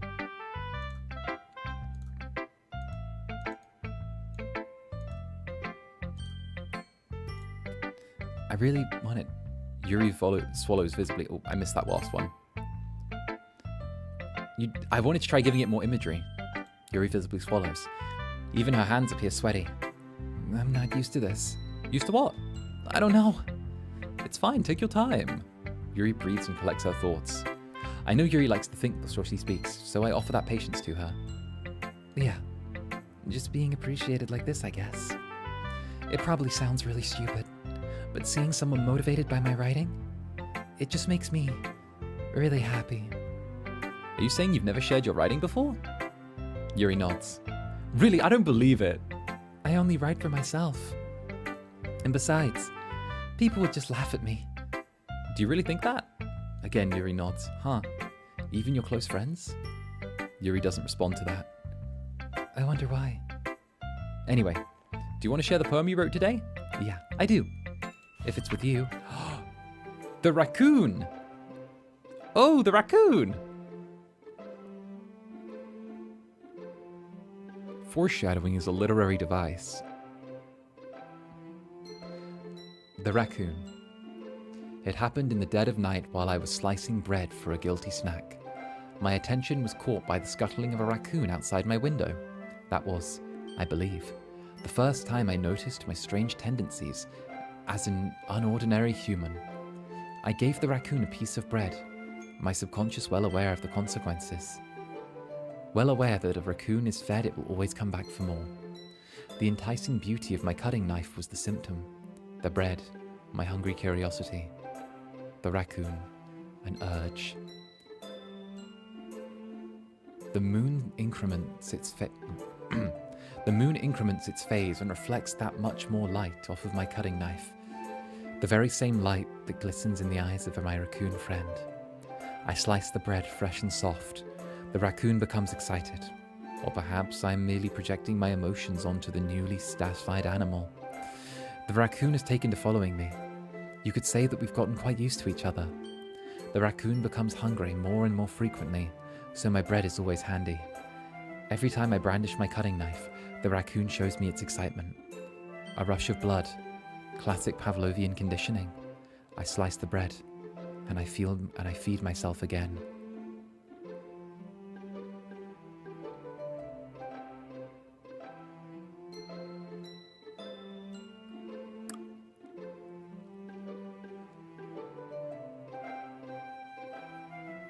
Metaphor for self-harm.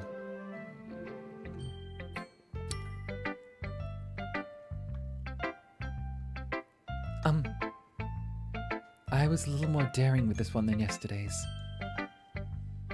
I can see that. It's a lot more metaphorical. I don't know if it's my fault, but I can't begin to imagine what this poem is about.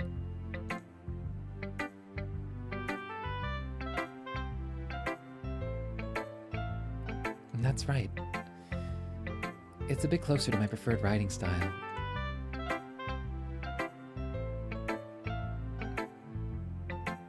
Using the poem as a canvas to express vivid imagery and conveying emotions through them. Yeah, if I take it at face value, then I can't even figure out what it's supposed to mean. Well, good catch, Danny. Ongo. Yeah.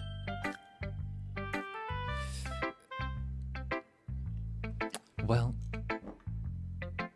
I think that's something that different people can relate to in their own way. I wanted to express the way it feels for me to indulge in my more unusual hobbies. It's those sort of things that I'm forced to keep to myself. Bro, Zanny in game is so stupid. Don't get me wrong. Maybe Zanny IRL is just the one that's turning around and flexing his degree, but bro is just there like, hey, you like raccoons? Word say page like raccoon. You make like animal. Animal you feed. Raccoon you make friend. Friend raccoon feed animal. Yuri make raccoon friend. Because they're embarrassing. And people would make fun of me. Don't you have anything like that, Zander? Well, yeah, I guess I do. I feel like everyone has a little something like that. The best we can do is respect each other and our individualities. Even if it's difficult sometimes, and some things make us uncomfortable. After all, if I hadn't learned to embrace my own weirdness, I would probably hate myself. I might be ranting a little bit now, but I'm glad you're a good listener. I know MC is a teenager, but my goodness. It feels like when you're playing a video game and you're playing a silent protagonist and you just want them to explain to the people they're talking to what's going on, but they stay quiet and something terrible happens.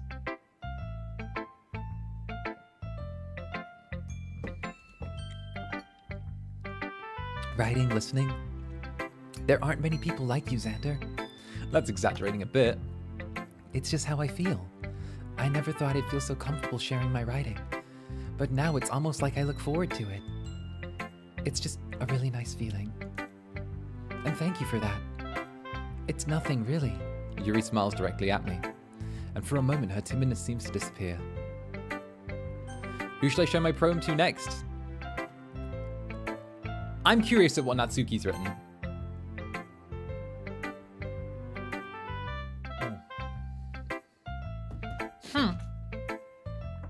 Well, I can admit it's better than the last one. It's nice to see you're putting in some effort. Well, that's good. Come to think of it, it reminds me of Sayori's poem from yesterday. You think so? Yeah, well, I guess if you've been friends with her for so long, you might be on the same wavelength. But you never really struck me as her type. Sayori has a type all of a sudden? Well, I don't know, but honestly, how can someone so, fluffy spend so much time with someone like you? It's like she's dragging around a dead weight.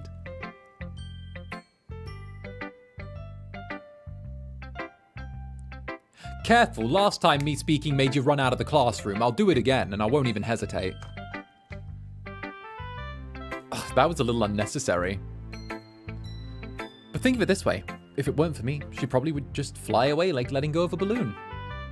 You could say we each take care of each other in our own way.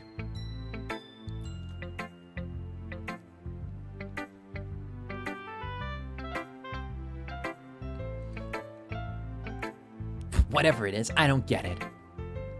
Oh yeah, I suppose I'm supposed to show you my poem. Here. It's the music! They keep doing her dirty with the music! They keep changing the music and they do her dirty every time! This is the equivalent of walking behind someone at this is like that video of like following overweight people with my trumpet at the supermarket. And they're like going boom, boom, boom, boom, boom, boom, boom, boom, boom, boom. Like, this is the equivalent. This is so mean. The music slander. Amy likes spiders. You know what I heard about Amy? Amy likes spiders. Icky, wriggly, hairy, ugly spiders. That's why I'm not friends with her. Amy has a cute singing voice. I heard her singing my favorite love song. Every time she sang the chorus, my heart would pound to the rhythm of the words. But she likes spiders. That's why I'm not friends with her. One time, I hurt my leg really bad. Amy helped me up and took me to the nurses. I tried not to let her touch me. She likes spiders, so her hands are probably gross, and that's why I'm not friends with her. Amy has a lot of friends. I always see her talking to people. She probably talks about spiders. What if her friends start to like spiders too? That's why I'm not friends with her. It doesn't matter if she has other hobbies. It doesn't matter if she keeps it private. It doesn't matter if it doesn't hurt anyone. It's gross. She's gross. The world is better off without spider lovers. And I'm going to tell everyone. This ain't a poem, this is a hate note.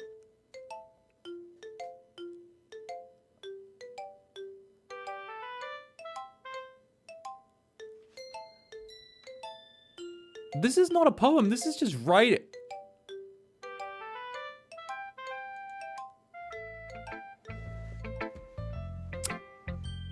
This is an angry blog post. Someone got this off of like Blogspot or something. Not bad, right? It's quite a bit longer than yesterday's. Yesterday's was way too short. I was just warming up. I hope you didn't think that was the best I could do. Of course not. Anyway, the message is pretty straightforward in this poem. I doubt I have to explain it. Sometimes you can explain complicated issues with much simpler analogies. And it helps people realize how stupid they're being. Like, anyone would agree that the subject of this poem is an ignorant jerk. Do you know people like that? Of course! It's about how everyone thinks That doesn't matter. It could be about anything. I wrote it to be easy to relate to. Everyone has some kind of weird hobby or guilty pleasure, something that you're afraid to tell people. If they find out, they'd make fun of you or think less of you.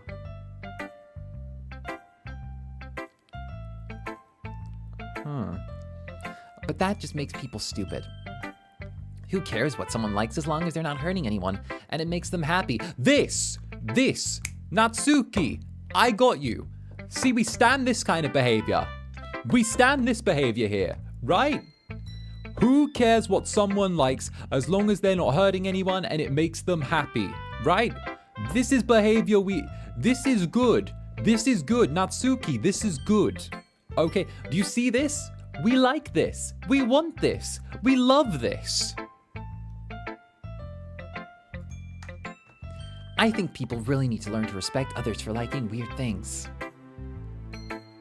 I'll call her based just this once, right? Just this once, just one time. She gets her little based sticker. One little based sticker. That's funny. Yuri wrote about something similar today. Huh? Did you say Yuri? Yeah. She said her poem was about an unusual hobby of hers. I didn't really get it, but she said something similar to you. The people shouldn't make each other feel insecure about those things. Really? Well, I mean, Yuri's pretty weird, so I wouldn't doubt that she has some weird hobbies. Not that there's anything wrong with that. It's not like I would judge her or anything.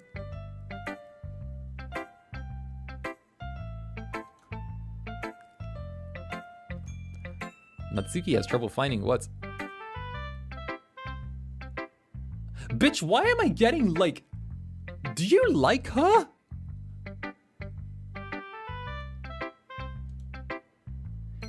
I guess I should try not to be so mean to her. If she feels insecure about her weird behaviors and stuff, I mean, I always hate people who make me feel insecure.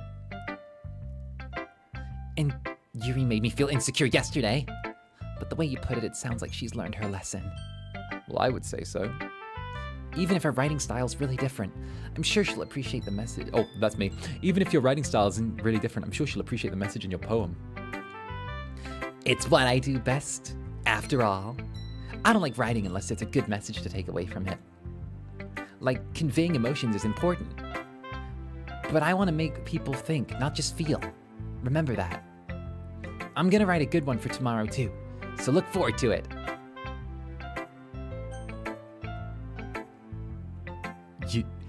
Yuri? Yuri? Yuri? Yuri?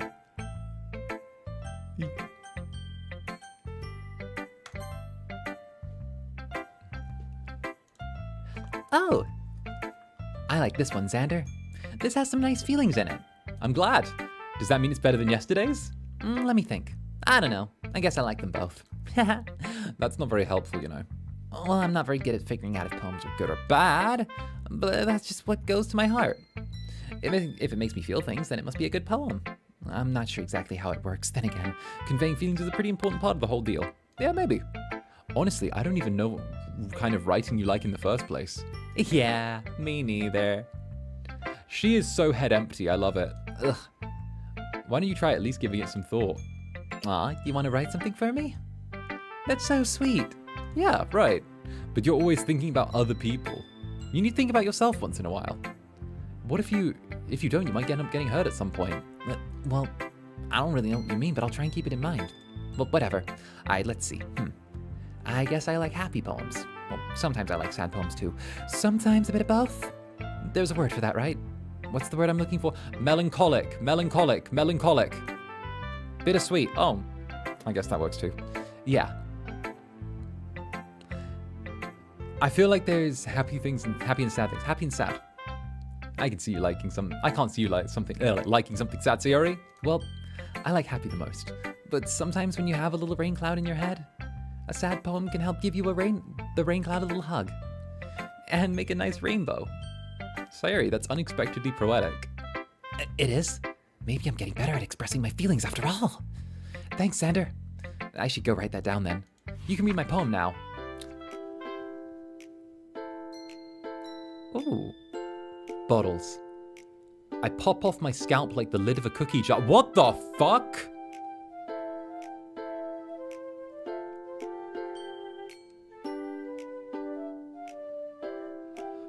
I pop off my scalp like the lid of a cookie jar. It's the secret place where I keep all my dreams. Little balls of sunshine all rubbing together like a bundle of kittens. I reach inside with my thumb and forefinger and pluck one out. It's warm and tingly, but there's no time to waste. I put it in a bottle to keep it safe. And I put all the bottles on a shelf with all the other bottles. Happy thoughts, happy thoughts, happy thoughts in bottles, all in a row. My collection makes me lots of friends, each bottle a starlight to make amends. Sometimes my friend feels a certain way. Down comes a bottle to save the day.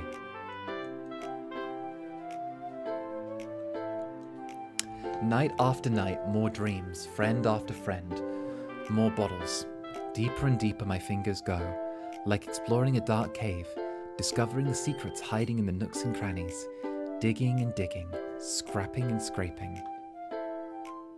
I blow dust off my bottle caps. It doesn't feel like time elapsed. My empty shelf could use some more. My friends look through my locked front door. Finally, all alone, I open up, and in come my friends.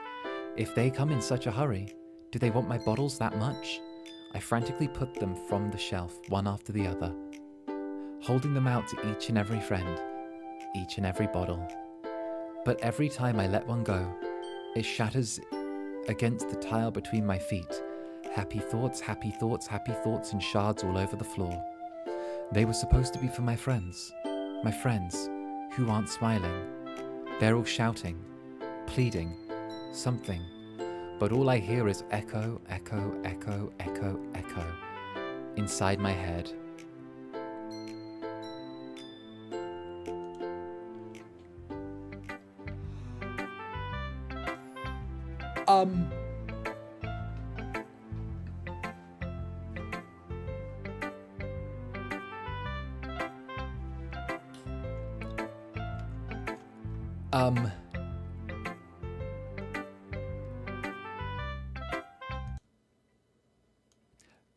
BetterHelp.com is a free online counseling website. It's not free, you have to pay $60 a week for it, but, you know, Sayori made use of it.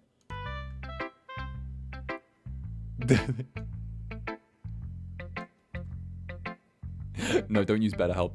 It's back and forth. It's low-key a scam, indeed. Just go get some fucking counseling is what I'm saying. Go get some counseling or something. God damn. BetterHelp does not help, indeed.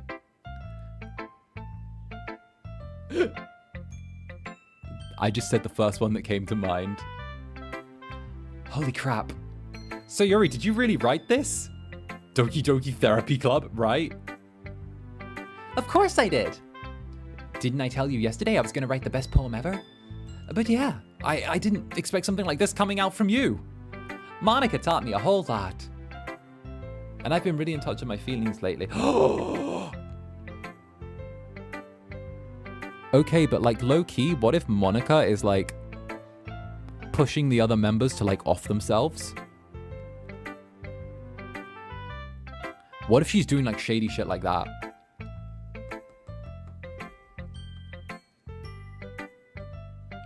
I've been really in touch with my feelings lately. I see that. It's almost kind of creepy. Creepy. Well, not exactly. Maybe because I'm so used to you being cheerful. Well, never mind. I'm thinking too hard about it. The point is it came out good and you should be proud of it. Aw, thanks. I feel like I was meant to express myself this way. It even helped me understand my own feelings a bit better. Writing is like magic. You've gotten pretty passionate about this. I hope you keep it up. Yeah! Writing's the best. I'm gonna keep writing till I die.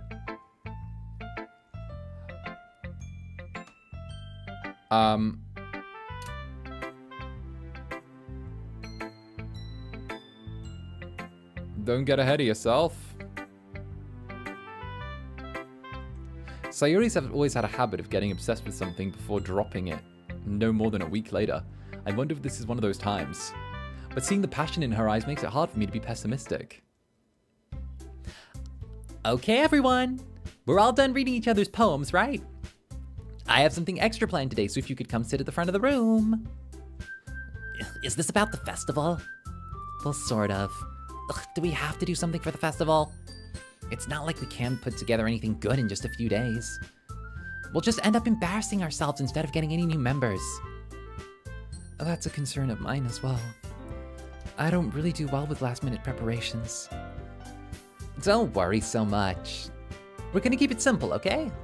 We won't need much more than a few decorations. So Yuri has been working on posters. I've designed some pamphlets, and we can give them out during the event. Okay, that's great and all, but that doesn't tell us if we're actually what we're going to be doing for the event. Oh, sorry, I thought you heard about it already. We're going to be performing. Performing? Monica. Yeah, we're going to be having a poetry performance. Each of us are going to choose a poem to recite during the event. Ask your members first, Monica. Ask your members.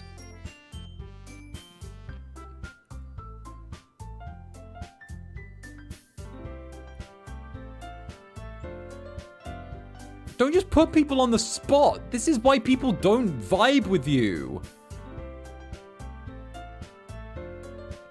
Like, why is she like this? But the cool part is we're gonna also let anyone else come up and recite poems too. Sayuri's putting on all the posters in case anyone wants to prepare ahead of time. Sayuri, who's been coloring a poster, holds it up for us to see. Are you kidding me, Monica? You didn't already start putting those posters up, did you? Well, I did. Do you really think it's that bad of an idea? Well, no. It's not a bad idea. But I didn't sign up for this, you know? There's no way I'm gonna be performing in front of a group of people like that. I agree with Natsuki. I could never in my life do something like that. Imagining it, Yuri shakes her head in fear. Guys, No, Sayuri. I understand where they're coming from.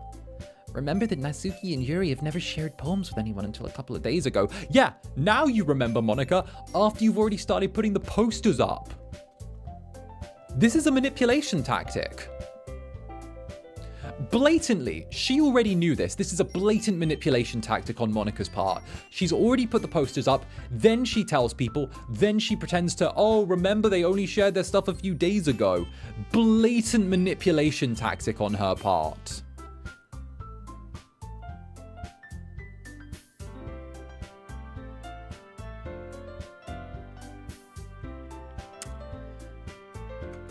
I guess I kind of overlooked that. I'm sorry, but I still think we should give it our best. We're the only ones responsible for the fate of this club. See, she makes the Okay, so just a quick little note on how manipulation like this works, right? Just a note to all of you Netherlings in chat. Do you notice how she did something? She took the step to get her goal, putting everyone else under pressure, going around them, putting them all down as a result, right? Or putting kind of Yuki and Natsuki down as a result, right? Putting them in an uncomfortable position. She's put the posters up already. Now she's circled back around. She's told everyone what's happening. They've said, no, we're not comfortable with this. She goes, oh, I'm sorry, I forgot. She deflects the blame from herself. Then she turns around and goes, but we're all responsible. We're all responsible for the fate of this club, right? She deflects responsibility for herself and then turns it into a loyalty or obligation thing so that everyone else has to conform to what she wants now, right? She's apologized, but she's made it so that they can't do anything but what she's already instructed. It is a blatant manipulation tactic that she's done, and it gets used by people who know that they cannot lead properly and thus have to force others to conform to their will by putting them in uncomfortable positions. All right, sorry, I'm not apologizing.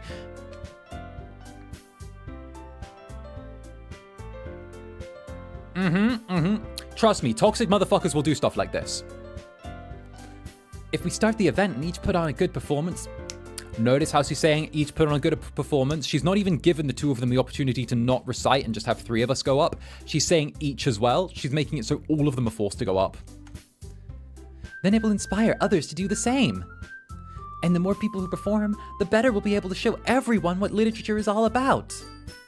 Yeah, it's about expressing your feelings, being intimate with yourself, finding new horizons, and having fun. That's right. And it's those reasons we're all in the club today. Don't you want to share that with others? To inspire them to find the same feelings that brought you here in the first place?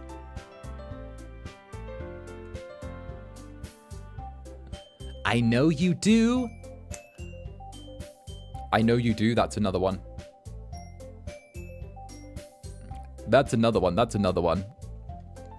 So like the whole, don't you want this? I know you do. You've already made the, that's just a huge gaslight move.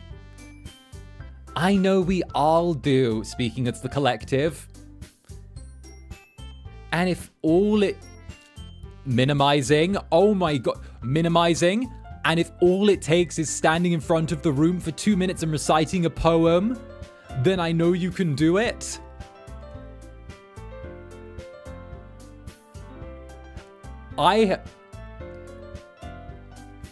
That was like 6 red flags in like 4 sentences. That's insane.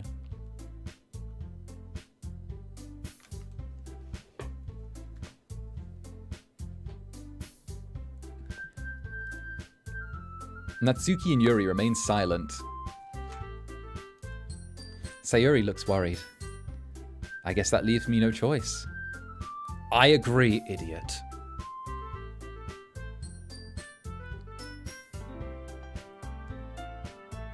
Dude, you're making me realize I rolled things right now. I need to get weight off my shoulders. Thank you. Hey, it's all good. It's not just cozy. You can heal a little bit here as well. Or just get a little bit, you know, like figuring some stuff out. It's all good. I don't think it's too much to ask. I think that Sayuri and Monica have been trying really hard to get new members. Arrgh. The least we can do is help them out a little bit. I would not say this, MC, please. This isn't Zanny. This is stupid Zanny. But maybe, but it looks like Natsuki doesn't have any arguments left. Run, girl, run, get out of here. This ain't the place for you. Ugh, okay, fine. I guess I'll just have to get it over with. All right. Phew, thanks, Natsuki. What about you, Yuri? Yuri, my girl, run. You deserve better than this. Get out of here. Get your ass out of here. Trust me, I know that you can get out of here. Just run. Just bolt for the door. Just get out of here. I believe in you. Yuri dejectedly glances around at everyone else's expectant faces. I guess I don't really have a choice. Aha! That's everyone. So Yuri said that Monica's been helping her more with her writing in her spare time. I think that Monica's realized that because we were getting so close to Yuri, she would need an ally in this group in order to get her will pushed through, because otherwise the two of us were going to dominate the literature club. So what she's doing is she's turning around and trying to get Sayuri to back her up on everything by turning her into her sidekick, by filling her head with bullshit. You're the best, Yuri. This club is seriously going to be the death of me.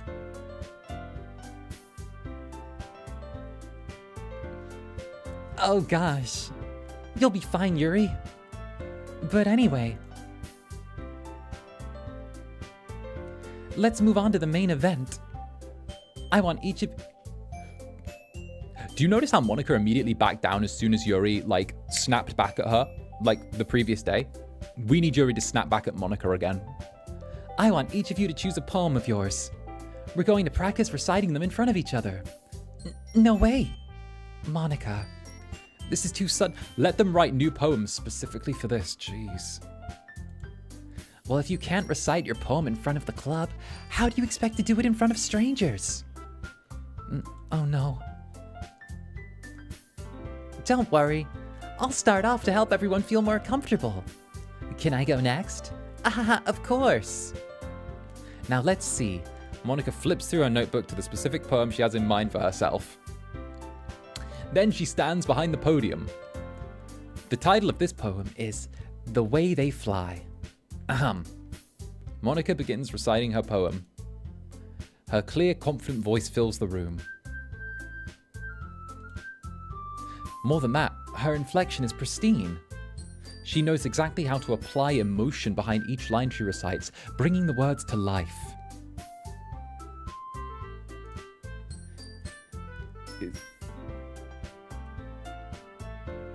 Is this something she's done before, or is she simply a natural? I glance around me. Everyone has their eyes on Monica. I'm sorry, Chad. I didn't realize that me going off on manipulation tactics would cause people to reevaluate past relationships in their lives. I'm sorry. Oh, goodness. Everyone has their eyes on Monica. Sayuri looks amazed. Yuri has an intense expression on her face I don't understand. Finally, Monica finishes the recitation. The four of us applaud. Monica takes a breath and smiles. That was so good, Monica. Thank you very much. I was just hoping to set a good example. Are you ready to go next, Sayuri? I'll go next. Yuri's all fired up all of a sudden. Yuri clutches a sheet of paper between her hands and stands up. Go on, Yuri. Go on. Okay. Yuri has the opportunity to completely disempower Monica here. If she does this, nails it, and outshines Monica, because we all know that Yuri's good enough at writing to outshine Monica. If she outshines Monica, she can totally turn the tables in this situation and completely disempower her. Go on, Yuri. This poem is called Very Anxious. Yuri anxiously glances at each of us. You can do it, Yuri. It's called Afterimage of a Crimson Eye. Yuri's voice shakes as she starts reading the poem. Come on, I believe in you. Just a moment ago, she practically refused to do this. Why is she suddenly putting in so much effort? As Yuri gets past the first couple of lines, her voice changes. No, I said Yuri, not Siri. Fuck off. I don't need you doing that now. I said off Siri, sorry.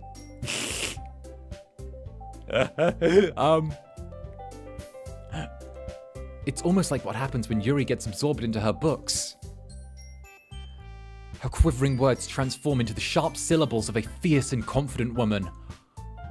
The poem is full of twists and turns in its structure that she enunciates with perfect timing. This must be a rare glimpse into the whirling fire Yuri keeps concealed inside her head. Suddenly, she's finished. Everyone is stunned. Yuri snaps back to reality and glances around her as if she is bewildered even herself. It's up to me to save this situation. I'm the first to start applauding. Everyone joins me afterwards, and we give Yuri the recognition she deserves. It's not that we didn't want to applaud for her, but we were caught so off guard we must have forgotten. As we applaud, Yuri holds the poem to her chest and rushes back to her seat. Yuri, that was really good. Monica's gonna feel slighted now because of that. Hey, Lion Bunny, what's up? Lovely to see ya. With the cute profile pic. 4 months already. Time really flies. Here's to another milestone. Hope you have a good stream, Zanny. Why, thank you, Lion Bunny. Thank you, thank you. I'm glad to have had you here. Looks like Yuri's down for the count. Okay, I guess I'm next then. So Yuri hops on her chair and walks cheerfully to the podium. This one's called My Meadow. Sorry, I giggled. Sayuri. It's a lot harder than I thought. How do you guys do it so easily? Try not to think of it like you're reciting to other people. Imagine you're reciting it to yourself in front of a mirror, or in your own head. That's terrible advice that will give you no stage presence. It's your poem, so it'll come out best that way. I see. Okay then. Sayuri begins her poem. Somehow it feels like her soft voice was made as a perfect match. The poem isn't aimlessly cheery like Sayuri is. It's serene and bittersweet. If I were to read this on paper, I probably wouldn't think much of it, but hearing it come from Sayuri's voice almost gives it a whole new meaning. Maybe this isn't what Sayuri meant when she said she likes my poems. It's like I get to reach more deeply into someone that I thought I knew through and through. Sayuri finishes and we applaud. I did it! Good job, Sayuri. Yeah, even Zander liked it. I guess that's a good sign. It isn't good advice. So whenever you do a performance, you should always prepare yourself to actually do it kind of in the space. Because if you're kind of imagining just doing it to yourself, when you actually do it in front of a live audience, it actually makes it way more difficult. I had to learn that the hard way the first time around, and it was way more difficult than I anticipated.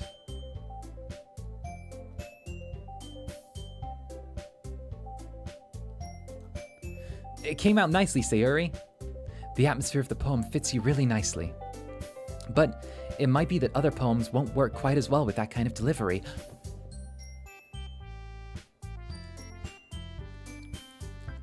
Don't bring people down. I don't really understand. In other words, I've seen poems of yours where that sort of gentle delivery wouldn't work as well. They might need a little more force behind them depending on what you're reading. Oh, I know what you mean. Well, I've been practicing that kind of thing. It's just embarrassing to do it in front of everyone. The next time I'm gonna make you pick a poem that challenges you more. You said she could pick her own poem!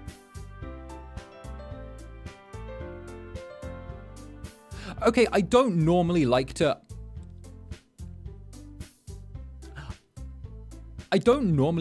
use the word bitch when I'm referring to someone. I don't normally like to, but Monica, why are you such a bitch?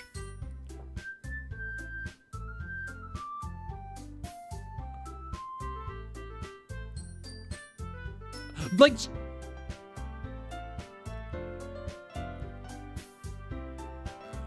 Then next time I'm gonna make you pick a poem that changes you a little more. You said she could pick her own poem, and now you're turning around and giving her negativity for it.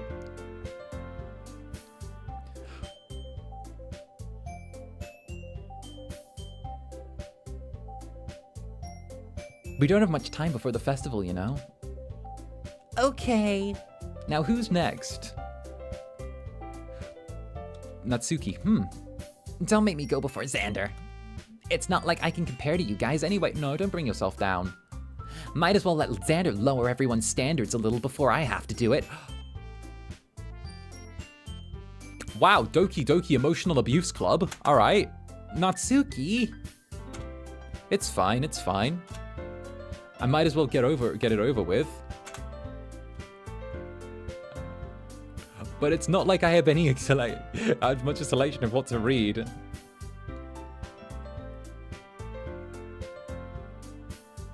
I'll just have to go with what I wrote for today. I stand up and step in front of the podium. Everyone has their eyes on me, making me feel terribly awkward. I recite my poem. Since I'm not exactly confident in my own writing, it's hard to put much energy into it. Despite that, once I finish, I receive applause anyway. Sorry, I'm not really as good as everyone else. Don't worry about it so much. I think it's less about your abilities and more about your lack of confidence in your writing. That's something that'll improve over time, though. Yeah, maybe. Alright then. That just leaves you, Natsuki. Yeah, I'm going. Natsuki begrudgingly gets out of her seat and makes her way to the podium. The poem's called... It's called... Why are you all looking at me?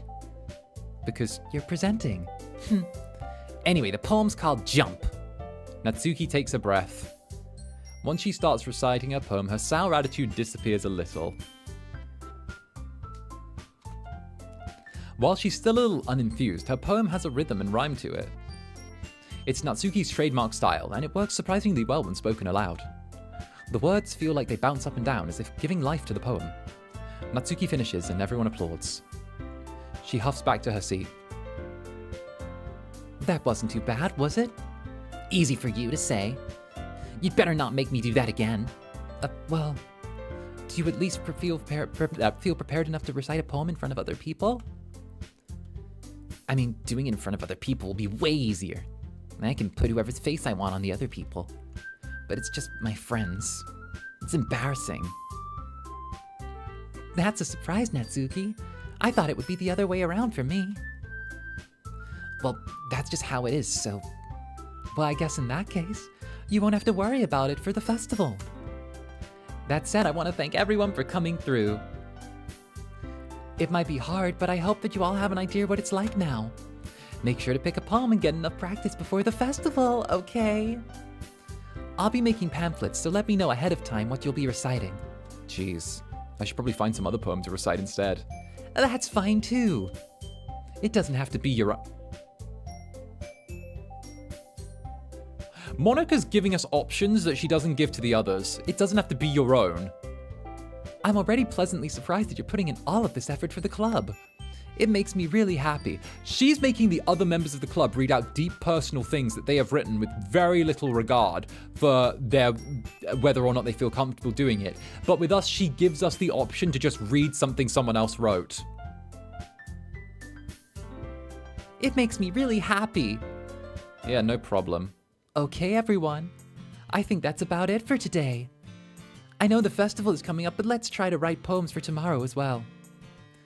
It's been working out really nicely so far, so I'd like to continue that. As for the festival, we'll be planning tomorrow, and then we'll have a weekend to prepare. Monday is the big day. I can't wait. Yeah, I can do this. I can do this. All right. I stand up. There's no way I'll be able to find the same enthusiasm as Sayuri and Monika, but I'll do my best to get through it. It's for the sake of the club. And impressing Monika. I'll have to do my best. Ready to go, Sayuri? Yep. Look at you, always going home together like that. It's kind of adorable, isn't it? Geez, guys. Don't make such a big deal out of it. It must be a little nice, though. Well, How am I supposed to respond to that? It's okay, Zander. You don't have to say it. Whatever, let's just go. I walk home with Sayuri once more. Even though it's only been a few days, a lot of things have already changed. Since when do we want to impress Monica? Yeah, no. I don't want to impress Monica. I want to shove her out a window. But today, Sayuri's being a little quieter than usual on the way home. Hey, Sayuri. Sorry, I was spacing out. Oh, no wonder. I was thinking about something from earlier. I like how we get to, Sayuri fumbles with her words. let's just say that one day, Yuri asked me to walk home with... So let's just say that one day Yuri asked to walk home with you. Huh? What would you do? What kind of question's that? You're kind of putting me on the spot here.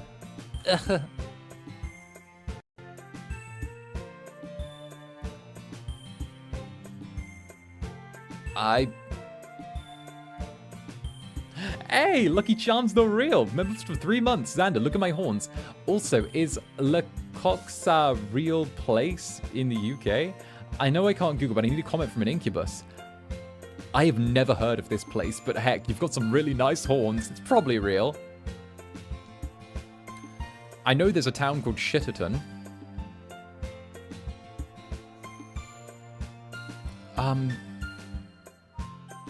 I mean, I walk home with Sayuri every day. Walking home with Yuri, huh? Why does the thought of that make my heart pound? I mean, given how hard it is for her to socialize, I'd feel awkward turning her down. Isn't she so beautiful and smart? That has nothing to do with what I just said. Aha, you admitted it. Jeez. There's not even any point in speculating something that's never gonna happen. Well, maybe. But I just like to think about it. It's not long before you won't need me anymore, you know? Need you? Sayuri, I can't figure out how you're seeing things in your head right now. Sorry. Everyone is different. Nobody in the club is a replacement for you. If you say so. Sayuri needs to feel needed, otherwise she has no reason to live anymore. That's why she latches onto us like she does. She needs to feel needed, and because we struggle at everything...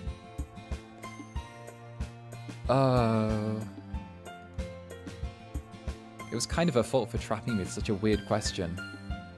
I can't lie to her, but if there's something that makes her happy, I would hate to take it away from her.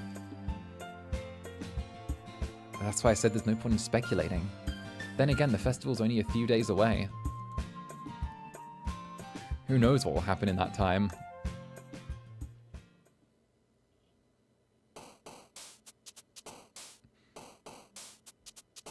All right.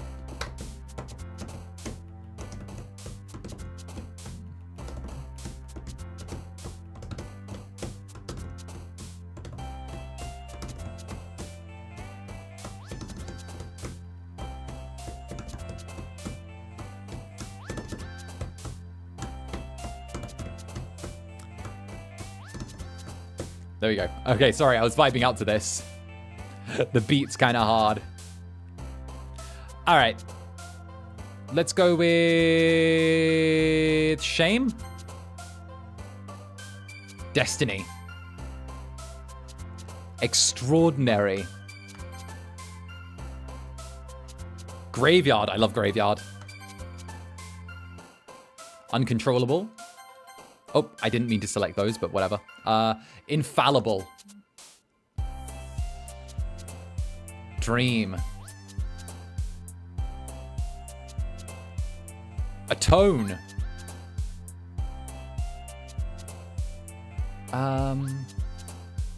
Secretive. Yeah, I like that. Of course Zanny loves graveyards, damn straight. I want to say agonizing. And then... let's say incongruent is a good one as well. Incongruent. Incongruent melancholy. That's a good one.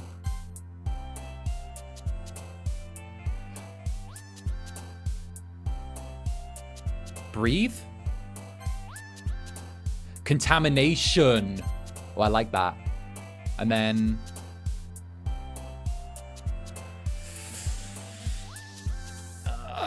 if I hit this one, I wonder who likes it. Oh, of course it's you. Of course it's Yuri.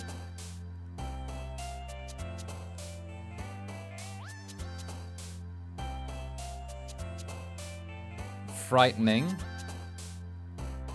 Nightgown. Entropy. With an ending of... disarray. No. Unstable. There we go. Oh, of course it's you. Damn.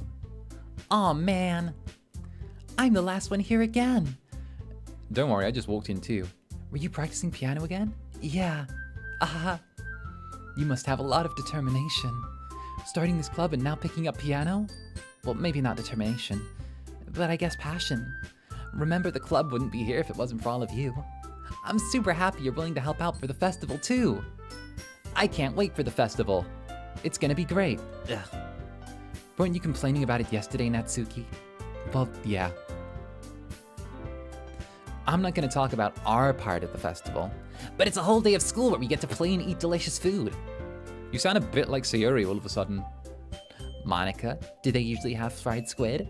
Squid? That's a pretty specific thing to look forward to. I like squid.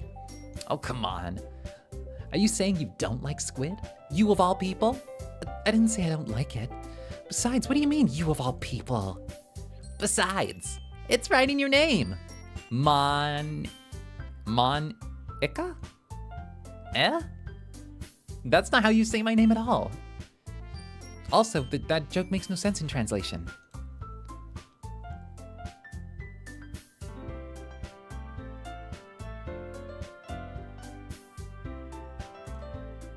Never mind. Let's focus on our own event, okay? Fine. Your reactions aren't as fun as Yuri's or Sayuri's anyway. Excuse me, where is Sayuri anyway? Oh, there you are. Sayuri is sitting at her desk in the corner of the room looking down at nothing. I walk over to her. Hey, Sayuri. I wave my hand in front of her face. You're spacing out again. Sorry. Don't mind me. You can go talk to everyone else. Huh? Is everything all right? Of course. Why wouldn't it be? It just feels like you're a little off. I'm sorry for assuming things. Jeez, you worry too much about me. I'm fine, see? Sayuri shows a big smile. Don't let me distract you from having fun with everyone. Well, all right. If you say so. I worriedly glance at Sayuri before turning back to everyone else, but the conversation is already dispersed with everyone back at their usual activities. Maybe I should ask Monica if she's noticed anything about Sayuri recently. Since they've been preparing for the festival, they must be spending a lot of time together. I timidly approach Monica, who is shuffling through the papers at her desk. Zander, what's up? This might sound strange, but like, have you noticed something up with Sayuri recently? Anything up with her? What do you mean? Well, maybe I'm reading into it a little bit too much, but she seems downcast today. Oh, you think so? I can't say I've noticed anything about her. Monica peers at Sayuri, who's idly dragging a rubber eraser up and down her desk. Maybe there's something on her mind. But I'm surprised I'm not the one asking you, Zander. You certainly know her a lot better than I do. But she never really likes this. She's never really like this. She's always talked to me about things that bother her. Oh, it's because we said we'd walk home with Yuki. Oh, no. Oh, I swear down. I swear down. Please don't tell me we were just her 13th reason. Please don't tell me we just gave her her 13th reason. Fuck. But this time when I asked her, she was really dismissive. Sorry. I'm sorry. I know it's not your problem. I just wanted to ask if you knew anything, so I'll drop it now. No. It's important to me. I mean, I'm also friends with her. And I care about the well-being of my club members, you know? Maybe I'll try talking to her myself. Are you sure about that? She seemed like she wanted to be left alone. Are you sure? Maybe she just has a hard time bringing it up with a person of interest. Person of interest? What do you mean by that? I'm saying maybe the thing on her mind is you, Zander.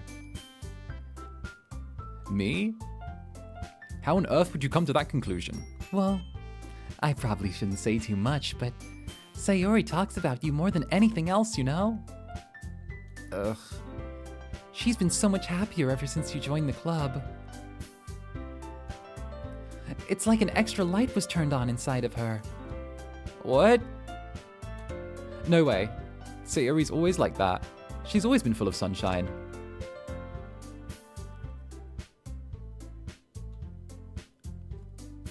Please don't tell me the MC just used... She's always been full of sunshine after her last fucking poem, where the poem literally said that she's been taking pieces of sunshine, literally uses the word sunshine, out of herself and putting them in bottles and giving them to someone else.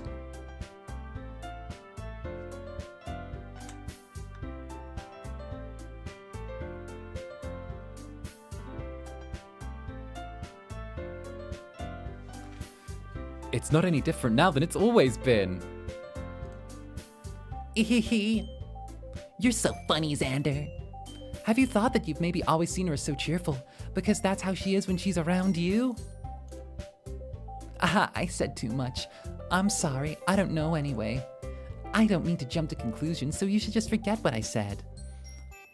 I'll try to talk to her, so try not to think about it for now. All right. Monica smiles meaningfully. I know she said to forget about it, but I already know that I won't be able to get her words out of my head. Monica stands up from her desk and walks across the room to where Sayori's sitting. I watch her kneel down next to Sayori and gently talk to her. But she's keeping her voice so quiet that I can't hear her from here. I sigh and sit myself down. I know Sayori told me not to worry about her and have fun with everything else, but it's impossible to do when she's behaving like this. Exactly how much do I care about her that I'm letting this weigh me down so much? It feels like I'm not the one behaving. It feels like now I'm the one behaving out of the ordinary. But there's nothing I can do except wait for Monica. Why does it feel like I'm being watched? I glance around the room. Suddenly I notice Yuri peeking over from her book. She looks away just as quickly with a flustered look on her face. I realize she won't get anywhere like this. I've never seen Yuri approach me or start a conversation of her own accord. So I have no choice but to approach her myself. Yes. There we go. But on that note, I feel like this is a good cliffhanger. We have been going for just over 4 hours now. And all in all, we have done great. I think we're going to pick up with a part 2 of this very, very soon because I really like how this has been going. But I have absolutely adored this. I know, I can't believe it's been 4 hours. But like, heck, we went for 4 hours so far. So I'd like to say a huge thank you for everyone coming out to today's stream. And I really appreciate it, of course. And... wait, it's been 4. Yeah, it has. It has been 4 hours. We went for 4 hours on this one. I will be back, if not tomorrow, then on Tuesday. But when I do come back, we'll be back on our morning coffee date. We'll be catching up again, just you and me, and we'll see how things go. Of course, there'll be a whole new week of excitement, streams, and shenanigans ahead of us. So do be sure to stop by and let me know. And of course, I'll be working on the schedule. I've got some things cooking for next week. And if I'm lucky, maybe 3. Maybe 3 things. But either way, I'm cooking. So it might be a little later than you expect that my schedule comes out. But that's only because I'm cooking. I'm cooking. But until then, I've been Zander Netherbrand. You have been my lovely Netherlings. And until the next, bye-bye for now. Sleep tight. Mwah.